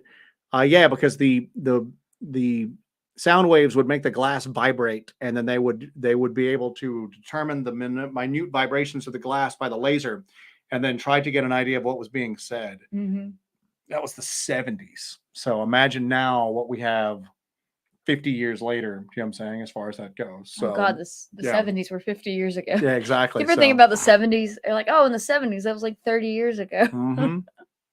So we had mentioned South 410 earlier. If you guys, like I said, if you're interested, especially the stuff we do in the Southern Appalachians, he's the guy. He gets a lot of really good information. Look into his channel. And like I said, a lot of the stuff he'd talk about, we've heard equivalents from our areas, you got little mountain towns, little rural areas and all that, just how neighbors talk with each other. He's got a lot of really good information. His stuff about the feral people in the Smoky Mountains was extremely interesting and matched up to a lesser degree what we had heard. We had heard snippets of it, and he kind of had the full story on it. Really good. So if you guys get a chance, pop over and check his channel out. So I think we're done. Are we done? We're about done. We're about done. I'd say we're about done. Yeah. It's about dinner o'clock for me. Yeah. But yeah, if you guys have anything else, Joe remembers this. Joe remembers the 70s. Jesse wasn't born yet. Oh, we deal with that every day of our lives, man. Trust me. So yeah, I was born in 87. So, but yeah, if you guys have anything else, it's gonna be our last call here. And don't forget to enter into our giveaway. Yeah, if you guys want, not anything big, but if you want a shirt, if you want to enter in the giveaway, when we do hit 10,000, we're gonna do a bigger giveaway. Though we've decided planned as opposed to just an hour before we decide to come on. There'll be a plan in place. But yeah, I think for the 10,000 giveaway, we're gonna give away a cool piece of equipment. We're going to have a cool piece of equipment that we're going to give away to one of our viewers who is interested in doing this research themselves. But for this giveaway, for the 7,000, you get a Hellbent Holler prize pack that includes stickers, a pint glass for all your frosty beverages, and a Hellbent Holler t-shirt with the wonderful, awesome Jonathan Dodd logo on it. So make sure you guys check that out and go and comment below when this video is on our channel under the live tab. It'll also be on the main page because I have a little thing there. But yeah, last call for alcohol. Can you tell I've bartended before? Last call, everybody. Last call. So last call for anything. If anybody has anything else, speak now or. So what's that? What is that mug? What is the mug? I don't even know what mug are you drinking out of. This is my mug that is not going anywhere. Oh, it's your planchette mug. Yes. So, I got to get in touch with that girl. That girl might be able to make us a Hellbent Holler mug or something. I'd like that. I do want to address this real quick before we get out. This will be our final thing. Daniel Garcia, you hear a lot about dogman sightings where the witness states the dogman just stares at them and doesn't attack the humans. What do you think their primary target is? Wonder what they think of us humans. There's been a lot of talk about that we've had with people, that maybe it is just the fear that they are trying to generate, and somehow they're able to feed off of it, or that brings them pleasure of somehow. Maybe they're just flat out evil and they like scaring people. Yeah. And then that's one of the things that people always talk about, oh, well, they're not harmful. They just like to scare people. And I'm going, you're just getting that story from the people who live to tell that story. Think of all the people that go missing or never return, and they can't tell you that, oh, it didn't try to scare me, it attacked me. Okay, so you're only getting that story from the people who have an encounter that's not violent. So therefore, the data you're getting is that's like basically it's skewed. It's skewed, exactly. Thank you. So, so you've got that. As far as what they think of us, again, you're dealing with something that's basically alien, you know. But I do think that you have to take into effect that the people who are attacked. So I think Martin Groves' story is so important, because I think that if it was a different man out there, that would have just been another missing hunter story. And instead, Martin was able to get out and kind of give us a story that we don't normally hear. We don't normally get that side of the story. Well, you had the combination of he is a person who is prepared to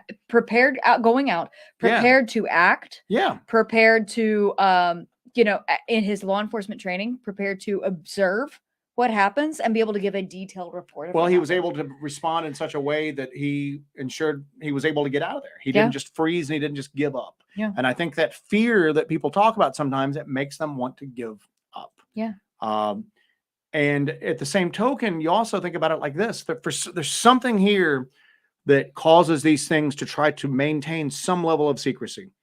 It's not always perfect. They show themselves in like little glimpses, but they're not parading down Main Street at noon. Okay. Yeah. There's something there that for some reason they're trying to maintain like secrecy from like the greater human population. And why is that? Is it because that maybe like individually they're a lot stronger than us, but they don't have anywhere near our numbers? Maybe they used to show themselves a lot more openly, and that's where a lot of our folklore comes from. But as our numbers and our technology ourselves has increased, now they They know that they could literally be wiped out if humanity ever became known of them. Yeah. So sometimes maybe they look at it and go, the best thing to do is to try to scare this person out of here. Maybe they don't feel safe attacking because they're worried about the consequences. I don't know. That kind of reminds me of the Tom DeLonge thing where he was talking about we have the capability of punching back now at this point that yeah. we used to not have it before. So very cool. All right, guys. Well, That's thank it. you for joining us for another Hellbent Holler Live. Remember to enter our giveaway by commenting down below, and that ends at midnight on January 25th. Wednesday, yep. So make sure you do that because we want to send out a cool prize pack, and we might do 2 if we're crazy, but we're gonna do that. Make sure limited to the sizes we have. Yeah, you may get an approximate depending on what we got. You make it an approximate. Yeah. We do have a box of t-shirts, but yes, we'll go approximate here. But we will get in touch with you and you will get in touch with us. We'll go from there. But make sure you comment down below to enter into our 7,000 subscriber giveaway. Thank you guys for joining us for all of this. Make sure you like this video. Make sure you're subscribed. Make sure you turn your notifications on. And if you haven't already, make sure you check out the video we released today, A Path to Darkness. It's the follow-up investigation to a burning light. We went to the same area and checked it out during the day, and we found a lot of really, really strange evidence. So make sure you check that out if you haven't already. As always, you can find me on Instagram at HellbentJesse, and you can't find me anywhere. You can't find him anywhere because he doesn't like to. He's on there. He just doesn't do anything. He does it to look at memes. So you can always find us on Facebook, Jesse Lee on Facebook. You can always find me there. And yeah, so thank you guys for joining us for another cool show. Always a pleasure. I hope everybody has an amazing week. This is always the best way to start our week, is hanging out with the Hellbenders. So thank you guys for joining us and being part of our lives. And I hope everybody has a wonderful night and has a wonderful time. And I'm going to set this up. And Mr. Joe, you got anything to say? I got nothing. All right. Thank you, guys. We really appreciate you. You're awesome.